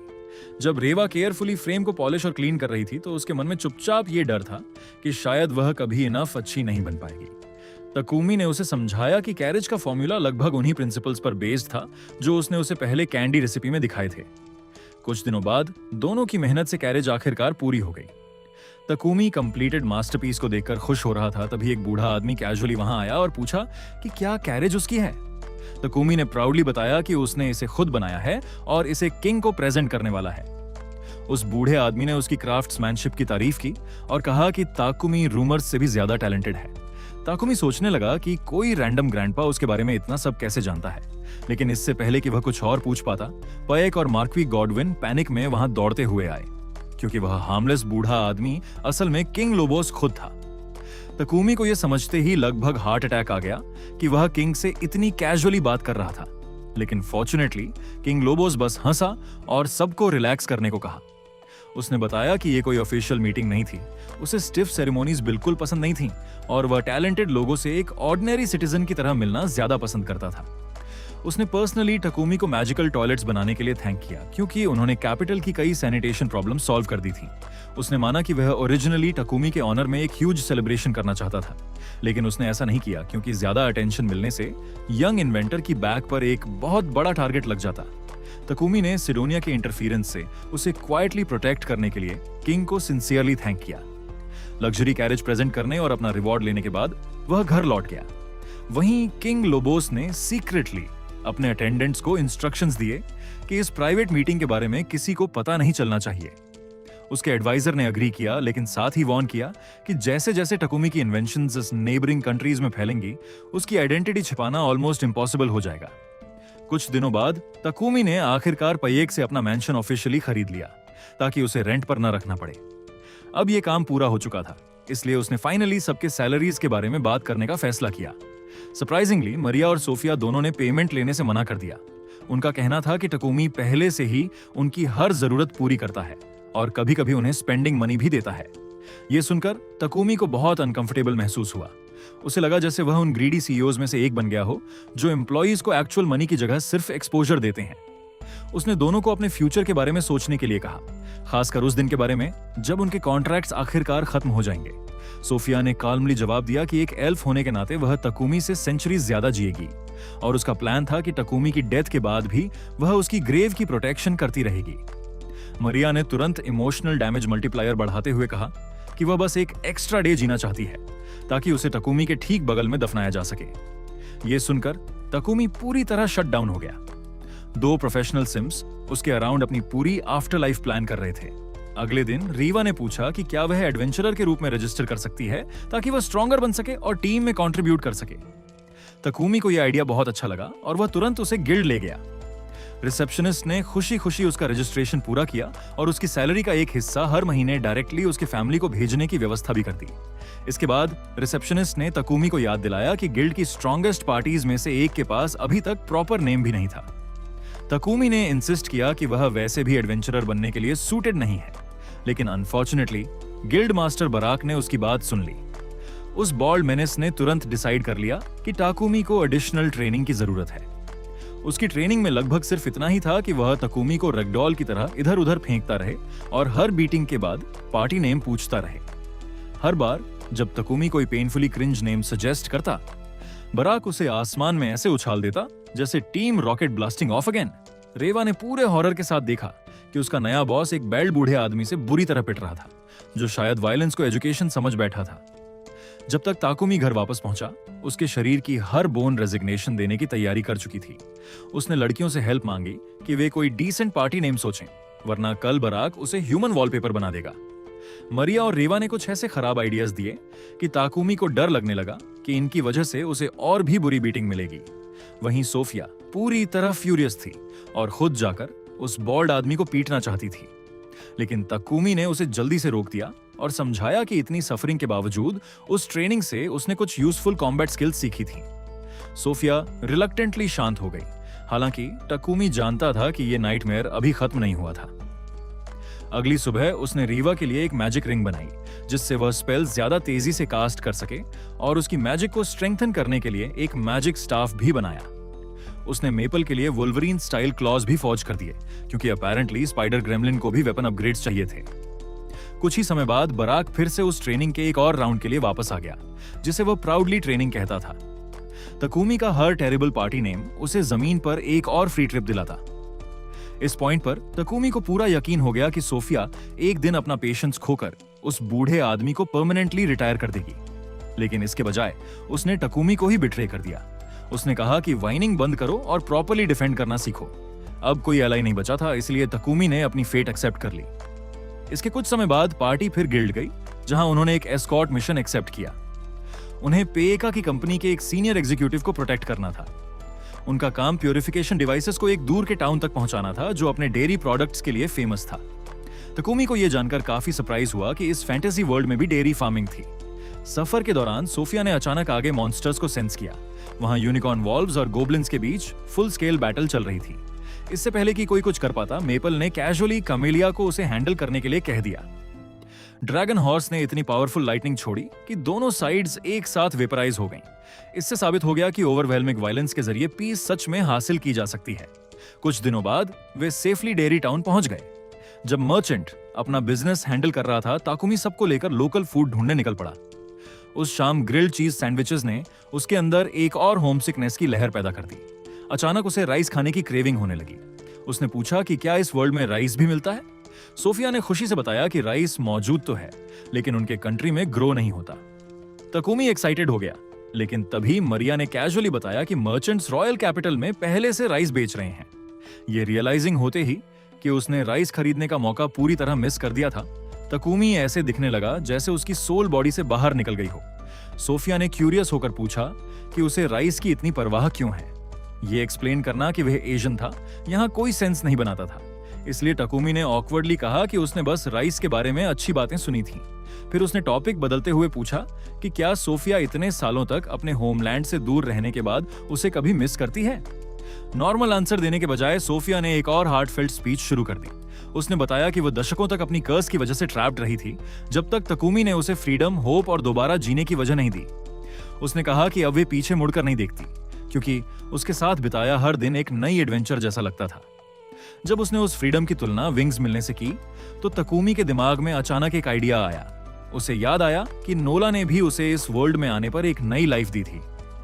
इन दोनों थॉट्स से इंस्पायर्ड होकर उसने पार्टी का ऑफिशियल नेम विंग्स ऑफ नोला रखने का सजेशन दिया। सबको यह नाम तुरंत पसंद आ गया। 2 दिन बाद उन्होंने एस्कॉर्ट मिशन कंप्लीट किया और देर रात आखिरकार घर वापस लौटे। जैसे ही वे अंदर गए, तकुमी को तुरंत महसूस हुआ कि कुछ गड़बड़ है। पूरे घर में पॉइजनस गैस फैली हुई थी, जिससे रिएक्ट करने से पहले ही सब कमजोर होने लगे। कई असैसिन्स शैडोजन से बाहर आए, क्योंकि वे पहले ही लड़कियों को कैप्चर कर चुके थे। एक असैसिन तकुमी को खत्म करने के लिए आगे बढ़ा, लेकिन मेपल सीक्रेटली पॉकेट डिमेंशन के अंदर छिपी हुई थी। वह तुरंत बाहर निकली, अटैकर को डिसार्म किया और तकुमी को उसे अनकॉन्शियस करने का इनफ टाइम दे दिया। दूसरे असैसिन ने हॉस्टेजेस को छोड़कर सीधे टकुमी पर हमला किया, लेकिन उसका भी एग्जैक्टली वही हाल हुआ। दोनों अटैकर्स को न्यूट्रलाइज करने के बाद तकुमी ने पॉइजन को प्यूरिफाई किया और सबको हील कर दिया। मेपल ने फिर बताया कि जब वह चमेलिया को स्टेबल तक ले जा रही थी, तब उसने पहले ही बाहर कई और असैसिन्स को कैप्चर कर लिया था। उसने उन्हें नीटली सिल्क कोकून्स में लपेट दिया था और फिर वापस हेल्प करने आ गई थी। ये समझते हुए कि यह कोई ऑर्डिनरी रॉबरी नहीं थी, तकुमी ने तुरंत गिल्ड मास्टर बराक और सिटी नाइट्स को बुलाया। उन्होंने सभी सर्वाइविंग असैसिन्स को अरेस्ट कर लिया। बराक ने तकुमी को सलाह दी कि वह पूरी घटना सीधे मार्क्विस गॉडविन को रिपोर्ट करे, क्योंकि ये attackers almost certainly holy Sidonia empire से जुड़े हुए थे। इतनी सीरियस बात को इग्नोर करना बेहद डेंजरस होता। अगले दिन गॉडविन ने सबकी फियर्स कंफर्म कर दी। ये अटैकर्स डिवाइन लाइट स्क्वाड्रन के मेंबर्स थे, एक एक्सट्रीमिस्ट ग्रुप जिसे खुद सिडोनिया के अंदर भी इंसेंट माना जाता था। वे उन लोगों का पीछा करते थे जिन्हें वे चर्च ऑफ डिवाइन लाइट का अपमान करने वाला मानते थे और अक्सर बिना किसी ऑफिशियल ऑर्डर के ही एक्शन ले लेते थे। तकुमी को सीक्रेटली उम्मीद थी कि वे बस ऑर्डिनरी थीव्स होंगे, इसलिए सच्चाई जानकर वह जितना दिखाना चाहता था उससे कहीं ज्यादा डर गया। गॉडविन ने बताया कि टकुमी के मैजिकल टॉयलेट्स ने चर्च की इनकम के सबसे बड़े सोर्सेज में से एक को खत्म कर दिया था। अब प्रीस्ट को पब्लिक फैसिलिटीज पर बार बार प्यूरिफिकेशन मैजिक इस्तेमाल करने की जरूरत नहीं पड़ती थी। अपने ही टॉयलेट से प्रीस्ट की इनकम पर गलती से हमला करके तकुमी ने अनजाने में रिलीजियस फैनेटिक्स के एक पूरे ग्रुप से वॉर शुरू कर दी थी। ये सोचकर कि क्या उसे कुछ समय के लिए गायब हो जाना चाहिए, तकुमी ने किसी रिमोट जगह पर छिपने का सजेशन दिया। गॉडविन ने तुरंत उस आइडिया को रिजेक्ट कर दिया। उसने समझाया कि किंगडम की प्रोटेक्शन में रहना उसके लिए ज्यादा सेफ होगा, जहां नाइट्स और गिल्ड दोनों उस पर नजर रख सकते थे। बराक ने भी इंसिस्ट किया कि तकुमी एडवेंचरिंग छोड़ नहीं सकता, क्योंकि विंग्स ऑफ नोला पहले ही पूरे सिटी की 5 स्ट्रॉन्गेस्ट पार्टीजर्स में से एक बन चुकी थी। सोफिया ने प्रॉमिस किया कि चाहे कुछ भी हो, वह उसकी प्रोटेक्शन करेगी। इसलिए ताकुमी ने रिलैक्सटेंटली काम जारी रखने के लिए एग्री कर लिया। उसने गिल्ड में ऑफिशियली पार्टी का नाम विंग्स ऑफ नोला रजिस्टर कर दिया, जहां रिसेप्शनिस्ट ने माना कि नाम काफी फ्लैशी था। उसने ताकुमी को यह भी बताया कि असैसिन्स के उसके पीछे पड़ने की रूमर्स पहले ही फैल चुकी थीं। इसी वजह से कई एडवेंचर्स को लगने लगा था कि ताकुमी के सिर पर बहुत बड़ा बाउंटी है। उस रात ताकुमी ने लड़कियों को सब कुछ बताया और उन्हें ऐसी डेंजरस सिचुएशन में घसीटने के लिए माफी मांगी, लेकिन उनमें से किसी ने भी एक सेकंड के लिए हेजिटेट नहीं किया। सबने प्रॉमिस किया कि वे अपनी पूरी ताकत से उसकी प्रोटेक्शन करेंगे। उनसे एनकरेज होकर ताकुमी को एहसास हुआ कि हमेशा बॉडीगार्ड्स पर डिपेंड करना इनफ नहीं था। उसने घर के चारों तरफ एक मैजिकल बैरियर बनाने का प्लान बनाया, जो रजिस्टर्ड लोगों के अलावा किसी को भी अंदर आने से रोक सके। ऐसा डिवाइस बनाने के लिए एडवांस्ड एल्केमी की जरूरत थी, इसलिए उसने रीवा से हेल्प मांगी। फिर उसने पार्टी को और मजबूत बनाने के बारे में सोचना शुरू किया। सोफिया ने सबकी प्रोटेक्शन के लिए एक प्रॉपर टैंक रिक्रूट करने का सजेशन दिया। लड़कियों ने तुरंत एक कंडीशन बिल्कुल क्लियर कर दी। Absolutely no men were allowed. उन्होंने प्राउडली डिक्लेयर किया कि तकुमी की पार्टी तभी बड़ी होनी चाहिए जब उसमें और लड़कियां शामिल हों और उसका एक्सीडेंटल हेरेम बढ़े। अब ताकुमी के पास आर्ग्यू करने के लिए कुछ भी नहीं बचा था। प्रॉब्लम बस ये थी कि फीमेल फ्रंटलाइन फाइटर कहां मिलेगी। सोफिया ने कामली उस जगह से शुरुआत करने का सजेशन दिया, जो समहाउ तकुमी की हर प्रॉब्लम सॉल्व कर देती थी। God slave traders company. Takumi ने पूरी रात अपने नए सिक्योरिटी बैरियर के लिए मैजिकल सर्कल्स डिजाइन किए, जबकि बाकी सभी ने अच्छी तरह से आराम किया। अगली सुबह उसने रीवा की हेल्प से डिवाइस असेंबल करना शुरू करने की तैयारी की, लेकिन सोफिया अंदर आई और उसने इंसिस्ट किया कि वह भी हेल्प करेगी। तकुमी ने दोनों लड़कियों को मेटल प्लेट्स पर एल्केमी सर्कल्स इंगेव करने का काम दिया, जबकि कॉम्प्लिकेटेड पार्ट्स वह खुद हैंडल कर रहा था। बाद में उसने फिनिश्ड प्लेट्स पर मैजिकल पिक्सी डस्ट छिड़का ताकि वे एक्टिवेट हो जाएं। इस प्रोसेस के दौरान उन्होंने मेपल को कमीलिया पर बैठकर यार्ड में घूमते हुए देखा। वह जायंट सिल्क डॉल्स पर चार्ज कर रही थी और उन्हें इविल गोलेम्स समझकर अटैक कर रही थी। अपैरेंटली इस छोटे मेनिस ने अपना खुद का पावर रेंजर्स ट्रेनिंग आर्क शुरू कर लिया था। ये सीन देखकर रेवा ने बताया कि गोलेम्स असल में एडवांस्ड एल्केमी के प्रोडक्ट्स होते हैं। ताकुमी ने माना कि उसे यह पहले से पता था, लेकिन एक फंक्शनल कोर बनाना अभी भी उसकी करंट एबिलिटीज से बहुत बाहर था। रीवा ने कहा कि गोलेम उनकी पार्टी के लिए परफेक्ट टैंक हो सकता है। तकुमी पूरी तरह अग्री हुआ, लेकिन दुखी होकर बताया कि उसकी करंट स्किल लेवल अभी गोलेम बनाने के लिए बहुत खराब थी। वह बैरियर असेंबल करता रहा और जैसे ही उसने सभी कंपोनेंट्स को आपस में कनेक्ट किया, उसकी माना मैनिपुलेशन स्किल मैक्सिमम लेवल तक पहुंच गई और इवॉल्व होकर स्पेल कंट्रोल बन गई। नई स्किल की डिस्क्रिप्शन पढ़कर ताकुमी को एहसास हुआ कि स्पेल कंट्रोल में मास्टरी हासिल करने से शायद वह फ्यूचर में गोलेम्स बना सकेगा। इसी बीच होली सिडोनिया एम्पायर में एम्परर को डिसअपॉइंटिंग न्यूज मिली कि डिवाइन लाइट स्क्वाड्रन का हर मेंबर कैप्चर हो चुका था और किसी को भी खुद को मारने का मौका नहीं मिला। हालात और ट्रबलसम होते देखकर प्रिंसेस एलिजाबेथ ने उसे याद दिलाया कि सिर्फ एक इन्वेंटर को खत्म करना उनके लिए अपने असली ऑब्जेक्टिव से ध्यान भटकाने जितना इंपॉर्टेंट नहीं था। फिर कोर्ट मैज ने रिपोर्ट किया कि एंशिएंट समनिंग सर्कल आखिरकार रिस्टोर हो चुका था, लेकिन उसे एक्टिवेट करने के लिए इनफ मैजिकल एनर्जी इकट्ठा करने में अभी कई महीने और लगेंगे। वहीं घर वापस आकर तकुमी ने अपनी अपग्रेडेड एबिलिटीज की मदद से तुरंत एक गोलेम कोर बनाने की कोशिश की, लेकिन जैसा एक्सपेक्टेड था, रियलिटी ने उसे एक बार फिर उसकी जगह दिखा दी और उसकी हर अटेम्प्ट फेलियर में खत्म हुई। मेपल ने कैजुअली इतनी सिंपल बात सजेस्ट की कि तकुमी को अपनी इंटेलिजेंस पर ही डाउट होने लगा। गोलेम बनाने की जगह उसे टेम क्यों नहीं कर लेते? ताकुमी ने तुरंत सोफिया को ढूंढा और पूछा कि गोलेम्स असल में कहां मिल सकते हैं। सोफिया ने बताया कि abandoned stone golems ancient ruins में घूमते रहते हैं, जबकि स्ट्रॉन्गर आयरन गोलेम्स डंजन्स के अंदर रहते हैं। डंजन शब्द सुनते ही तकुमी की आंखें चमक उठीं। अपैरेंटली इस फैंटेसी वर्ल्ड में पूरा आरपीजी स्टार्टर पैक मौजूद था। उसने डिसाइड किया कि उन्हें एक आयरन गोलेम कैप्चर करना चाहिए। सोफिया ने वार्न किया कि डेडिकेटेड टैंक या हेवी अटैकर के बिना डंजन में जाना बहुत रेकलेस होगा, लेकिन ताकुमी ने हर सेंसिबल ओपिनियन को इग्नोर कर दिया और सीधे नियरेस्ट डंजन की तरफ निकल पड़ा। हालांकि वहां पहुंचने से पहले ही उन्हें पास के रूइंस की रखवाली करता हुआ एक जिगैंटिक स्ट्रे स्टोन गोलेम मिल गया। सोफिया ने बताया कि नॉर्मली उसे हराने के लिए उसका कंट्रोल कोर डिस्ट्रॉय करना पड़ता था, लेकिन ताकुमी ने तुरंत उस प्लान को रिजेक्ट कर दिया, क्योंकि कोर ही तो वह हिस्सा था जिसे वह चाहता था। तभी जायंट उनकी तरफ मुड़ा और उसकी ग्लोविंग आईज एक्टिवेट हो गईं। सोफिया ने सजेस्ट किया कि सिचुएशन खराब होने से पहले रिट्रीट कर जाना चाहिए, लेकिन ताकुमी पहले ही डिसाइड कर चुका था कि ये वॉकिंग माउंटेन उनकी पार्टी का परफेक्ट टीममेट बनेगा। बिना परमिशन का इंतजार किए वह नीचे जंप करके उसका सामना करने चला गया और लड़कियों को भी उसके पीछे जाना पड़ा। जैसे ही स्टोन गोलेम धीरे धीरे उनकी तरफ बढ़ा, तकुमी को अनएक्सपेक्टेडली उनके बीच एक स्ट्रेंज कनेक्शन महसूस हुआ। उसने तुरंत सबको अटैक करने से रोक दिया और खुद उसके करीब चला गया। जायंट को केयरफुली एग्जामिन करने के बाद उसने एंशिएंट मार्किंग्स डिस्कवर की। उन मार्किंग से पता चला कि इसे ओरिजिनली गॉडेस नोलन को डेडिकेटेड रूइंस की प्रोटेक्शन के लिए बनाया गया था, और क्योंकि तकुमी के पास नोलन की ब्लेसिंग्स थीं, गोलेम ने उसे एनिमी की जगह एलाई के रूप में पहचान लिया। इस मौके का फायदा उठाते हुए तकुमी ने अपनी टेमिंग स्किल इस्तेमाल की और सबके सरप्राइज के लिए वह तुरंत काम कर गई। मेपल एक्साइटमेंट से प्रैक्टिकली एक्सप्लोड हो गई, क्योंकि उसे एक और जूनियर मिल गया था। तकुमी ने उस एंशिएंट गार्डियन का नाम टाइटन रखा, जबकि ये ओल्ड गाय पिछले 23,000 सालों से उन रूइंस की प्रोटेक्शन कर रहा था। टाइटन ने सबसे बात करने की कोशिश की, लेकिन उसकी एंशिएंट लैंग्वेज किसी ब्रोकन वॉशिंग मशीन जैसी सुनाई दे रही थी, इसलिए किसी को एक भी वर्ड समझ नहीं आया। तकुमी ने बाद में उसे प्रॉपर वॉइस मॉड्यूल देने का सजेशन दिया, लेकिन तभी एक और प्रॉब्लम सामने आ गई। एक जायंट स्टोन मॉन्स्टर को टाउन में लाना शायद पूरे किंगडम में पैनिक फैला देता। तकुमी टाइटन को पॉकेट डिमेंशन में डालने ही वाला था कि गोलेम ने खुद ही प्रॉब्लम सॉल्व कर दी। वह श्रिंक होकर एक एडोरेबल मिनिएचर वर्जन बन गया। अपैरेंटली एंशिएंट गार्डियंस भी ट्रैवल कन्वीनियंस समझते थे।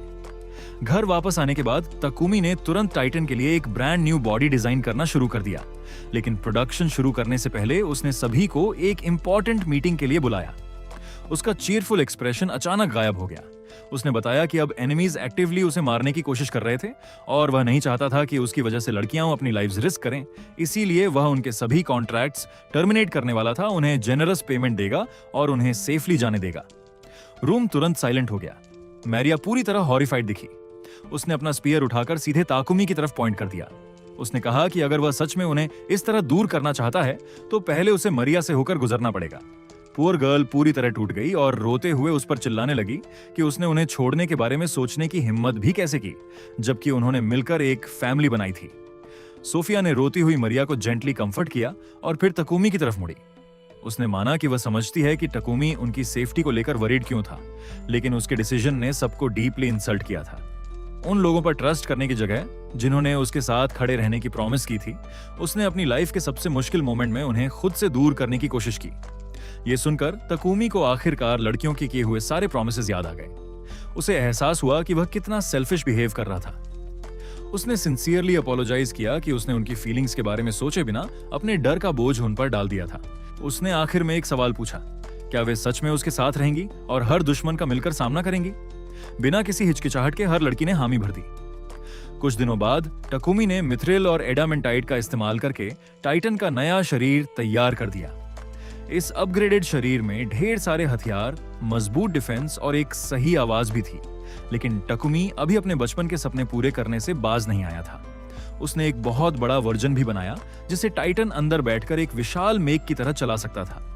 उस आदमी ने आखिरकार पावर रेंजर बनने का अपना बचपन का सपना पूरा कर लिया था और इसे काम करते देखकर उसकी खुशी का ठिकाना नहीं रहा। ऊपर से सब कुछ देख रही नोलन को भी लगा कि टकुमी कुछ ज्यादा ही आगे निकल गया है। तभी उसकी एक सहायक घबराई हुई खबर लेकर आई। चर्च ऑफ डिवाइन लाइट, जिस कथित देवी अनाथ की पूजा करता था, वह असल में कभी थी ही नहीं, लेकिन लाखों लोगों की जबरदस्त आस्था धीरे धीरे एक बिल्कुल नई दिव्य शक्ति को जन्म दे रही थी। दुर्भाग्य से वह नई शक्ति कोई दयालु देवी नहीं, बल्कि एक बुरी आत्मा बन रही थी। नोलन ने माना कि उसे कई सालों से इसी नतीजे का डर था। जैसे ही अनाथ पूरी तरह प्रकट होगी, सिडोनिया पूरे महाद्वीप में एक धार्मिक युद्ध शुरू कर देगा और इसके लिए दूसरी दुनिया से बुलाए गए हीरोज और उस नकली देवी का इस्तेमाल करेगा। क्योंकि दिव्य नियम नोलन को सीधे दखल देने से रोकते थे, इसलिए उसने गुप्त रूप से टकुमी को एक नई जिंदगी दी थी। उसे उम्मीद थी कि टकुमी ही इस बड़ी तबाही को रोकने वाला इंसान बनेगा। कुछ दिनों बाद टकुमी और उसकी पार्टी टाइटन के नए शरीर को टेस्ट करने के लिए एक हाई रैंकिंग डंगोनन में गए। अंदर के मॉन्स्टर उन सभी से कहीं ज्यादा ताकतवर थे जिनसे वे पहले लड़ चुके थे, लेकिन टाइटन ने हर हमले को आसानी से सह लिया, जबकि पार्टी ने हर फ्लोर के बॉस को जल्दी से हरा दिया। उनकी जबरदस्त टीम वर्क की वजह से वे सिर्फ एक दिन में आखिरी फ्लोर तक पहुंच गए। विशाल दरवाजों के पीछे एक एस रैंक अर्थ ड्रैगन उनका इंतजार कर रहा था। जैसे ही टकुमी ने उसका विशाल शरीर देखा, उसे तुरंत अफसोस हुआ कि वह मेगा टाइटन को साथ क्यों नहीं लाया। इससे पहले कि कोई बेहतर प्लान बना पाता, ड्रैगन ने अपनी विशाल पूंछ घुमाकर पूरे कमरे में हमला कर दिया और सभी को अलग अलग जगहों पर फेंक दिया। टकुमी ने मेपल और टाइटन को उसकी पूंछ रोकने का आदेश दिया। मेपल ने अनगिनत जालों से उसकी पूंछ को कसकर बांध दिया, जबकि टाइटन ने अपनी ताकत से उसे नीचे दबा दिया। सोफिया ने अपनी भाले से वार करके उसे पूरी तरह रोक दिया। इस मौके का फायदा उठाकर टकुमी, मारिया और रेवा ने ड्रैगन पर शक्तिशाली मैजिक से हमला किया, जबकि टाइटन ने अपनी खतरनाक लेजर बीम से उसके शरीर के बड़े हिस्से उड़ा दिए। तभी सोफिया ने देखा कि ड्रैगन की पसलियां बाहर आ गई थीं, जिससे उसका एक बड़ा कमजोर पॉइंट दिखाई दे रहा था। जल्दी से सोचते हुए टकुमी ने चमेलिया को बुलाया। उसने ड्रैगन पर सीधा हमला करके उसे अपना संतुलन खोने पर मजबूर कर दिया। टकुमी ने अपनी तलवार पर बिजली का मैजिक लगाया और उसे सीधे ड्रैगन के खुले मुंह में फेंक दिया। बिजली उसके शरीर के अंदर फैल गई और उस विशाल मॉन्स्टर को पूरी तरह खत्म कर दिया। जीतकर घर लौटने के बाद टकुमी को जश्न मनाने का भी समय नहीं मिला, क्योंकि मार्कस गॉडविन ने उसे फिर बुला लिया। गॉडविन ने बताया कि उसके इलाके का एक हिस्सा अभी तक विकसित नहीं हो पाया था, क्योंकि वहां खतरनाक मॉन्स्टर लोगों को बसने नहीं देते थे। टकुमी ने तुरंत उस जगह को पहचान लिया, क्योंकि वहां मिथ्रिल और एडामेंटाइट के बड़े भंडार भी थे। उसकी दिलचस्पी देखते हुए गॉडविन ने अचानक उससे वहां एक बिल्कुल नया गांव बनाने को कहा।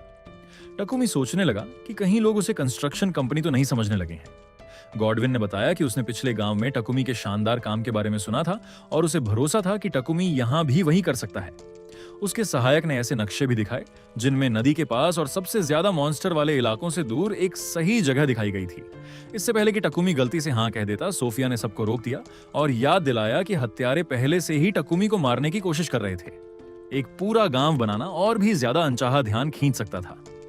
टकुमी ने उसे थोड़ी देर शांत रहने को कहा और गॉडविन से पूछा कि इस गांव को इतनी जल्दी बनाना जरूरी क्यों था। गॉडविन ने बताया कि करीब 1 साल पहले एक और गांव बसाने की योजना भ्रष्ट रईसों की वजह से बर्बाद हो गई थी। सैकड़ों मासूम ग्रामीणों ने अपने घर और रोजगार दोनों खो दिए थे और उनके पास रहने के लिए कोई जगह नहीं बची थी। उसे उन लोगों के लिए जल्द से जल्द एक स्थायी जगह की जरूरत थी। ये सुनना ही टकुमी के लिए काफी था। गॉडविन के और राजनीतिक कारण गिनाने से पहले ही टकुमी ने यह काम स्वीकार कर लिया। सोफिया अभी भी खतरे को लेकर चिंतित थी, लेकिन टकुमी ने उसे धीरे से समझाया कि वह अच्छी तरह जानता है कि अपना घर खोने का क्या मतलब होता है। जब वह पहली बार इस दुनिया में आया था, तब कुछ दयालु अजनबियों ने उसकी मदद करके उसे जिंदा रहने में मदद की थी। अब वह उसी दयालुता का बदला दूसरों की मदद करके चुकाना चाहता था। इसके तुरंत बाद पूरा ग्रुप निर्माण वाली जगह पर पहुंचा और काम शुरू कर दिया। टकुमी ने अर्थ मैजिक की मदद से बहुत बड़ी सुरक्षा दीवारें खड़ी कर दी। फिर उसने बस्ती के चारों तरफ विशाल खाइयां खोदी और एल्केमी से सब कुछ मजबूत कर दिया। सड़कें, सिंचाई की नहरें, लकड़ी काटना, खेती और घर बनाना, हर किसी को अपना अपना काम दे दिया गया, जिससे गांव बेहद तेजी से बढ़ने लगा। सिर्फ 10 दिनों के बाद टकुमी ने तय किया कि बस्ती अपने पहले निवासियों का स्वागत करने के लिए काफी तैयार है और उसने सोफिया को गॉडविन को खबर देने भेज दिया। पूरे गांव के सिर्फ 10 दिनों में तैयार हो जाने की खबर सुनकर मार्क्वी अपनी कुर्सी से लगभग गिर ही गया। उसने तुरंत रिफ्यूजीज को वहां भेजने का आदेश दिया। दुर्भाग्य से रिफ्यूजीज खुद एक और धोखे की उम्मीद कर रहे थे। पहले भ्रष्ट रईसों की वजह से धोखा खा चुके होने के कारण उन्हें लगा कि सरकार उन्हें बस मॉन्स्टर वाले इलाके में मरने के लिए भेज रही है, लेकिन वहां पहुंचते ही उनका डर गायब हो गया। एक छोटे से कैंप की जगह उन्हें एक पूरी तरह तैयार शहर दिखाई दिया। वहां मजबूत घर, खेत, विशाल दीवारें और बीच में गर्व से खड़ा एक महल भी था।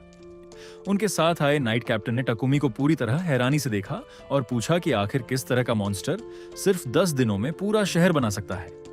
टकुमी बस हंस दिया और आराम से बताया कि उसने घर, सरकारी दफ्तर, खेत और जरूरत की बाकी सभी चीजें पहले ही तैयार कर दी थी। जब सभी लोग खुशी खुशी अपने नए घर चुनने के लिए दौड़ पड़े, तब मैनी नाम की एक बनी गर्ल अकेली खड़ी रही। सोफिया उसके पास गई और पता चला कि पिछले सेटलमेंट प्रोजेक्ट के दौरान उसके पति की मौत हो गई थी, जिससे वह पूरी तरह अकेली रह गई थी। सोफिया को लगा कि अकेले खेती करना उसके लिए मुश्किल होगा, इसलिए उसने उसे एक और विकल्प दिया। उसने मैनी की मुलाकात ताकुमी और मारिया से कराई, जिन्होंने उसे टकुमी के घर को संभालने की नौकरी देने की पेशकश की, जबकि बाकी लोग बाहर काम करते। सैलरी और काम की कंडीशंस बहुत अच्छी थीं, लेकिन मैनी ने तुरंत मना कर दिया। भ्रष्ट रईसों के नीचे सालों तक सफरिंग झेलने की वजह से उसका भरोसा पूरी तरह टूट चुका था। उसे लगा कि टकुमी भी सिर्फ अपने फायदे के लिए एक और सुंदर मेड चाहता है। मारिया ने टकुमी के कैरेक्टर का बचाव करने की पूरी कोशिश की, लेकिन टकुमी ने बिना बहस किए उसके फैसले का सम्मान किया। उसने बस इतना कहा कि अगर वह कभी अपना फैसला बदले तो यह ऑफर उसके लिए खुला रहेगा। मैनी वहां से चली गई, ये सोचते हुए कि वह किसी और घटिया नोबल से बाल बाल बच गई है। उसने गांव छोड़ने का भी फैसला कर लिया, लेकिन दीवारों से बाहर निकलने के करीब 5 मिनट बाद ही रियलिटी ने उसे जोरदार झटका दिया, जब कई खतरनाक वुल्फ मॉन्स्टर्स ने उसे चारों तरफ से घेर लिया। उधर गांव के अंदर टकुमी अभी भी इस दुनिया में पहली बार रिजेक्शन मिलने के सदमे से चुपचाप उभर रहा था। तभी मेपल ने पास आते हुए मॉन्स्टर्स को महसूस किया और गांव में पैनिक फैल गया। कई रेफ्यूजीज को लगा कि अथॉरिटीज उन्हें एक बार फिर कुर्बान करने वाली हैं, लेकिन टकुमी ने नाइट कैप्टन को गेट्स बंद करने और सभी सिविलियंस की रक्षा करने का आदेश दिया, जबकि उसकी अपनी पार्टी बाहर मॉन्स्टर्स से निपटेगी। कुछ ही देर बाद कई विलेजर्स दौड़ते हुए आए और बताया कि मैनी सेटलमेंट छोड़कर चली गई है। टकुमी ने बिना जरा भी हिचकिचाहट के उसे तुरंत स्वीकार कर लिया और सभी ने खुशी खुशी इस बढ़ते हुए परिवार की एक और नई मेंबर का स्वागत किया। मॉन्स्टर टेरिटरी के बीच अचानक दिखाई देने वाले उस रहस्यमयी फोर्ट्रेस टाउन की खबर आसपास के देशों में आग की तरह फैल गई। जब सिडोनिया के एम्परर को इसके बारे में पता चला तो वह गुस्से से भर गया। उसे लगा कि बोल्टन किंगडम जानबूझकर उसकी अथॉरिटी को चुनौती दे रहा है। उसने तुरंत युद्ध के बारे में सोचना शुरू कर दिया, लेकिन प्रिंसेस एलिजाबेथ ने शांत होकर उसे याद दिलाया कि जल्द ही इससे कोई फर्क नहीं पड़ेगा। उनकी तैयारियां पूरी हो चुकी थीं और हीरोज को जल्द ही समन किया जाने वाला था, जिससे पूरे कॉन्टिनेंट पर उनका पूरा कंट्रोल हो जाता। आखिरकार फॉरबिडन समनिंग रिचुअल एक्टिवेट हो गया।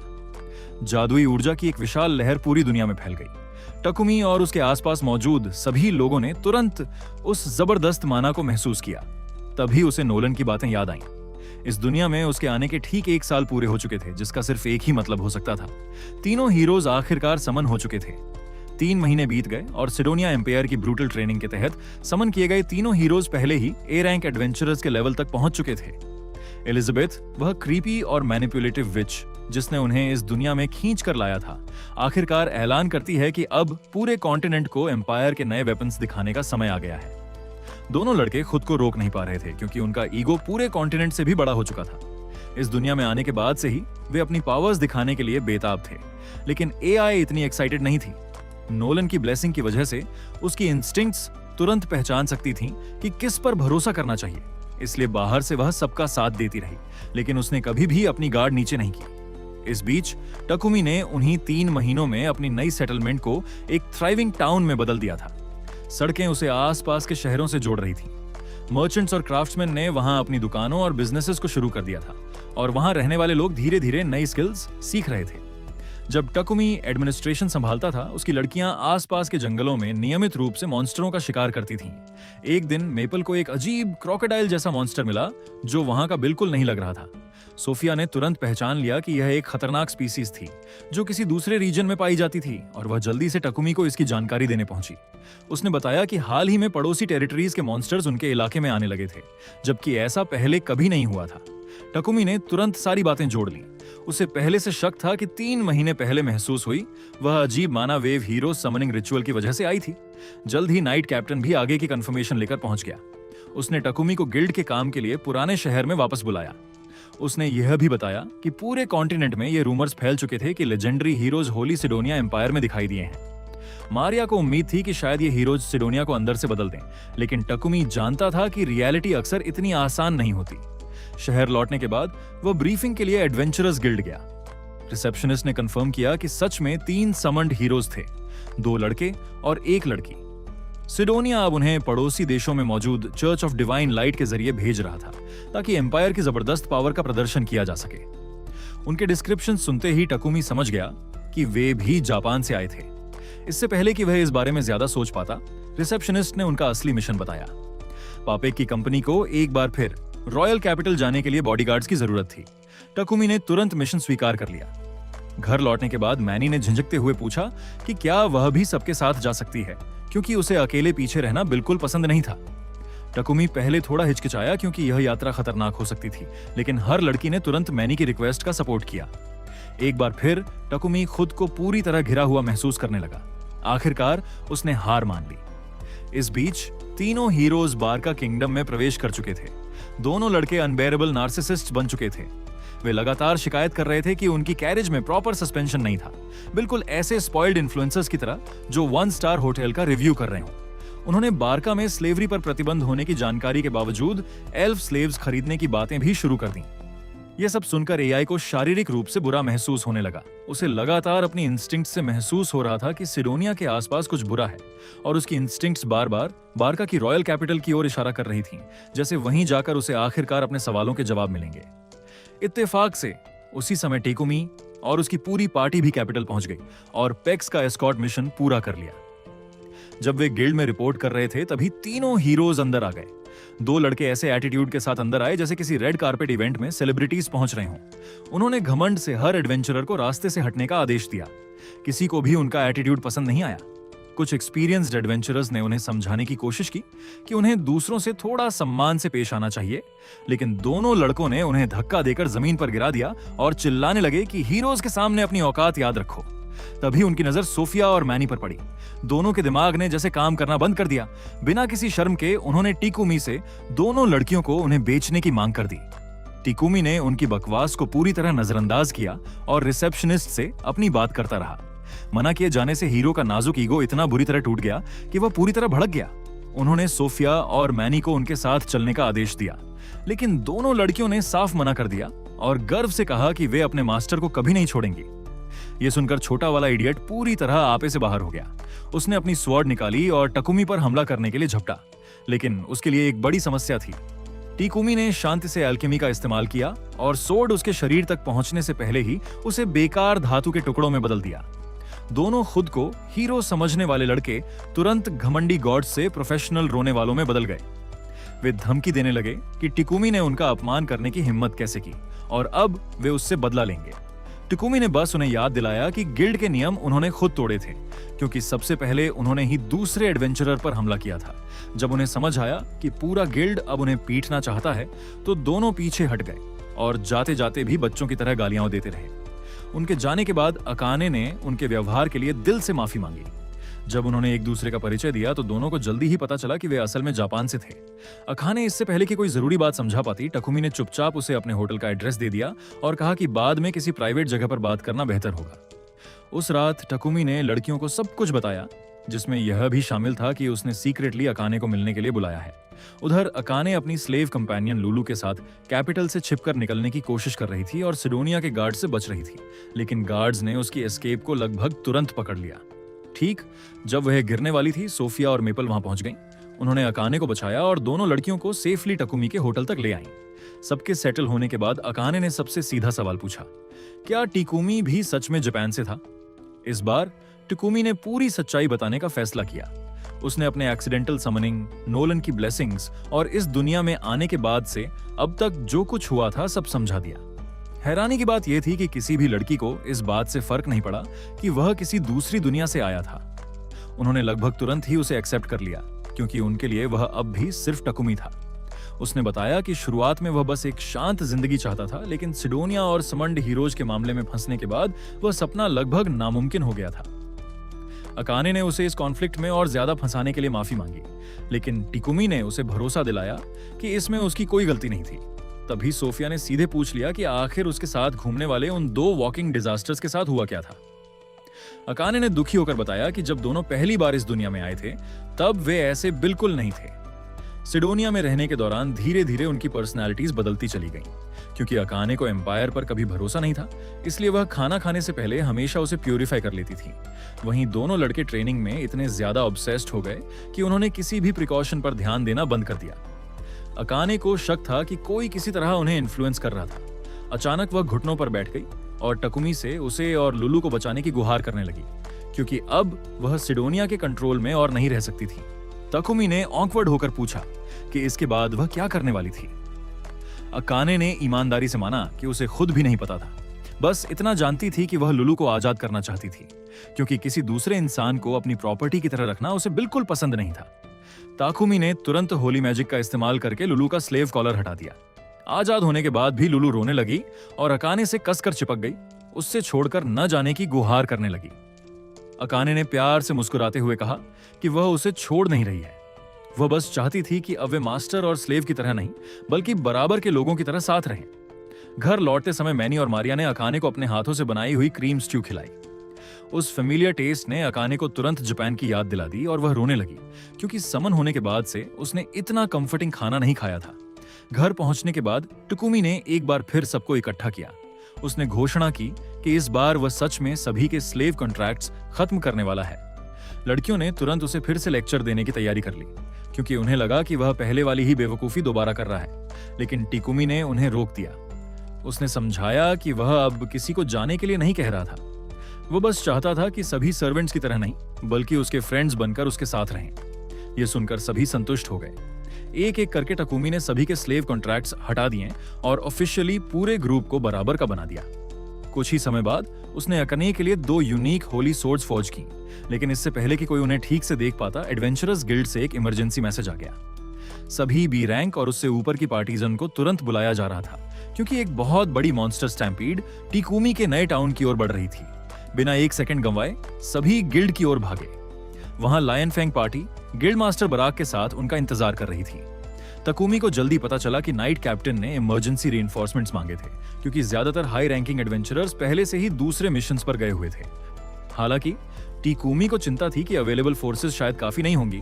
रिसेप्शनिस्ट ने कॉन्फिडेंस के साथ कहा कि भेजी जा रही तीनों पार्टीज की ताकत 100 ऑर्डिनरी ग्रुप से भी ज्यादा थी।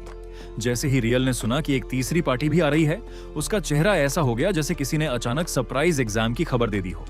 कुछ ही सेकंड बाद क्रिम्सन पार्टी आ गई, जिसकी लीडर फेयरलेस मिल्डा थी और उसकी पूरी पार्टी में सिर्फ लड़कियां थीं। उसने सबको पॉलिटली ग्रीट किया, लेकिन रियल को जानबूझकर इग्नोर किया ताकि उसे परेशान कर सके। ब्रीफिंग के बाद तीनों ग्रुप्स टकुमी की कार्रिज से रवाना हो गए। अकाने, लुलू और टाइटन मैंशन की रक्षा के लिए पीछे रह गए। रास्ते में टिकुमी ने सोफिया को अपने द्वारा बनाई गई होली सोर्ड्स में से एक दी। उसने समझाया कि दोनों सोर्ड्स की प्रॉपर्टीज पूरी तरह अलग थीं। सोफिया की सोर्ड फिजिकल डिस्ट्रक्शन में स्पेशलाइज थी, जबकि टिकुमी की ब्लेड मेंटल डैमेज करती थी और छोटे से कट के बाद भी बहुत ज्यादा नुकसान पहुंचा सकती थी। जल्द ही वे टाउन के आउटस्कर्ट्स में पहुंच गए। शुरुआत में ताकुमी को लगा कि टाउन की बड़ी डिफेंसिव वॉल उन्हें काफी समय देगी, लेकिन हंड्रेड्स ऑफ फ्लाइंग मॉन्स्टर्स को पहले ही वॉल्स के ऊपर से उड़ते हुए देखकर उसका कॉन्फिडेंस तुरंत खत्म हो गया। नीचे से अनगिनत ग्राउंड मॉन्स्टर्स भी एंट्स की तरह वॉल्स पर चढ़ रहे थे। समय बहुत कम था, इसलिए सभी तुरंत बैटल में कूद गए। पावरफुल मैजिक स्पेल्स ने मॉन्स्टर फॉर्मेशंस को चीरना शुरू कर दिया और गार्ड्स को गेट्स सुरक्षित रूप से खोलने का मौका मिल गया। टाउन के अंदर पहुंचते ही तीनों एडवेंचरर पार्टीज अलग अलग सेक्टर्स की रक्षा करने के लिए बंट गईं। तकुमी और उसके कंपेनियन सनराइज तक लगातार लड़ते रहे और आखिरकार अपना सेक्टर साफ कर दिया। आभारी विलेजर्स अपने छिपने की जगहों से बाहर आए और उन्हें धन्यवाद दिया। ताकुमी ने तुरंत रेवा और मैनी को घायल लोगों का इलाज करने के लिए भेजा, जबकि बाकी ग्रुप दूसरे डिफेंडर्स की मदद करने के लिए तेजी से निकल पड़ा। दूसरी वॉल पर पहुंचने के बाद टिकुमी ने देखा कि सभी लोग फॉरेस्ट की ओर देख रहे थे। सबकी कंफ्यूजन के बीच मॉन्स्टर्स अचानक एक साथ परफेक्टली ऑर्गेनाइज्ड फॉर्मेशन में पीछे हट गए। एक्सपीरियंस्ड एडवेंचर्स ने बताया कि मॉन्स्टर्स इतने इंटेलिजेंट नहीं होते कि इस तरह मिलकर काम कर सकें। उन्होंने यह भी बताया कि पूरी रात क्रीचर्स ने बहुत ही स्ट्रेंज तरीके से लड़ाई की थी। जब एडवेंचरर्स आराम करते थे तब मॉन्स्टर्स अटैक करते थे, और जब बैटल उनके खिलाफ जाने लगती थी तब वे पीछे हट जाते थे। टिकुमी ने कहा कि शायद कोई इंटेलिजेंट लीडर उन्हें कमांड कर रहा था। हालांकि सभी को यह बात मानना मुश्किल लग रहा था। टिकुमी ने एक और पॉसिबिलिटी बताई। शायद हीरोज के समनिंग रिचुअल की वजह से कुछ मॉन्स्टर्स में म्यूटेशंस या रैपिड एवोल्यूशन हुआ हो। यह एक्सप्लेनेशन सभी को ज्यादा बिलीवेबल लगी। उधर सिडोनिया के एम्परर को मॉन्स्टर स्टैम्पेड के बारे में पता चला, जो बरका की नई सेटलमेंट के लिए खतरा बन चुकी थी। एक राइवल किंगडम को कमजोर करने का मौका देकर उसने इस सिचुएशन का फायदा उठाने के बारे में सोचा। एलिजाबेथ ने खुशी से इससे भी आगे जाने का सुझाव दिया। उसने कहा कि एक साथ बारका के एलाइज पर भी हमला करना चाहिए, ताकि कोई भी उन्हें रीइंफोर्समेंट्स न भेज सके। अपनी बेटी की रूथलेस स्ट्रैटेजी से खुश होकर एम्परर ने प्लान को मंजूरी दे दी और हीरोज को बारका के एक अलाइड नेशन के खिलाफ मार्च करने का आदेश दिया। उधर सेटलमेंट में सभी घायल लोगों का इलाज करने के लिए लगातार मेहनत कर रहे थे। जब सोफिया पहरा दे रही थी तभी रेवा लंच लेकर आई और शिकायत करने लगी कि टकुमी ने एक बार फिर पूरा इडियट बनना शुरू कर दिया है। हीलिंग पोर्टियंस को फ्यूचर बैटल्स के लिए बचाकर रखने के बजाय वह हर एक पोशन घायल सिविलियंस को दे रहा था। अगर ऐसा ही चलता रहा तो अगला अटैक होने पर उनके पास कुछ भी नहीं बचेगा।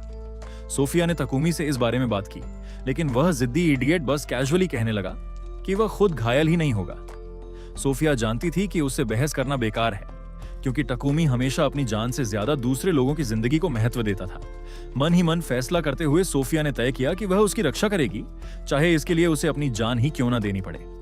इससे पहले कि कोई आराम कर पाता, मेपल ने अचानक चेतावनी दी कि मॉन्स्टर्स वापस आ गए हैं। सभी तुरंत बाहर भागे। टकुमी ने जल्दी से स्ट्रैटेजी समझाई। पहले वे बड़े पैमाने पर मैजिक से दुश्मनों पर हमला करेंगे, फिर क्लोज कॉम्बैट के लिए आगे बढ़ेंगे। प्लान बिल्कुल सही काम किया और मॉन्स्टर्स लगभग तुरंत पीछे धकेल दिए गए। लेकिन तभी बिना किसी वार्निंग के वे फिर से पीछे हटने लगे। कंफ्यूज्ड होकर सभी देखते रहे। तभी फॉरेस्ट से एक बहुत बड़ा ड्रैगन जैसा क्रीचर बाहर निकला और अपने ही एलाइज को खाने लगा। वह जितने मॉन्स्टर्स को निगलता गया उतना ही बड़ा होता गया। आखिरकार एक डरावना 2-हेडेड ड्रैगन बैटलफील्ड पर आ गया। ताकुमी को तुरंत समझ आ गया कि पूरी मॉन्स्टर स्टैम्पीड को अब तक यही क्रिएचर कंट्रोल कर रहा था। ड्रैगन ने तुरंत सोफिया को टारगेट किया। ताकुमी ने मुश्किल से उसे कुचले जाने से बचाया, लेकिन सोफिया जानबूझकर अटैक करती रही ताकि उस बीस्ट का ध्यान ताकुमी से हट जाए।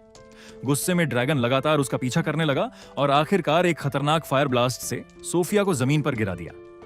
सौभाग्य से बाकी लड़कियां समय पर पहुंच गईं। उन्होंने ड्रैगन को रोकते हुए अपनी पूरी ताकत से हमला शुरू कर दिया। बुरी तरह घायल सोफिया ने अपनी होली स्वॉर्ड टकुमी की ओर फेंक दी।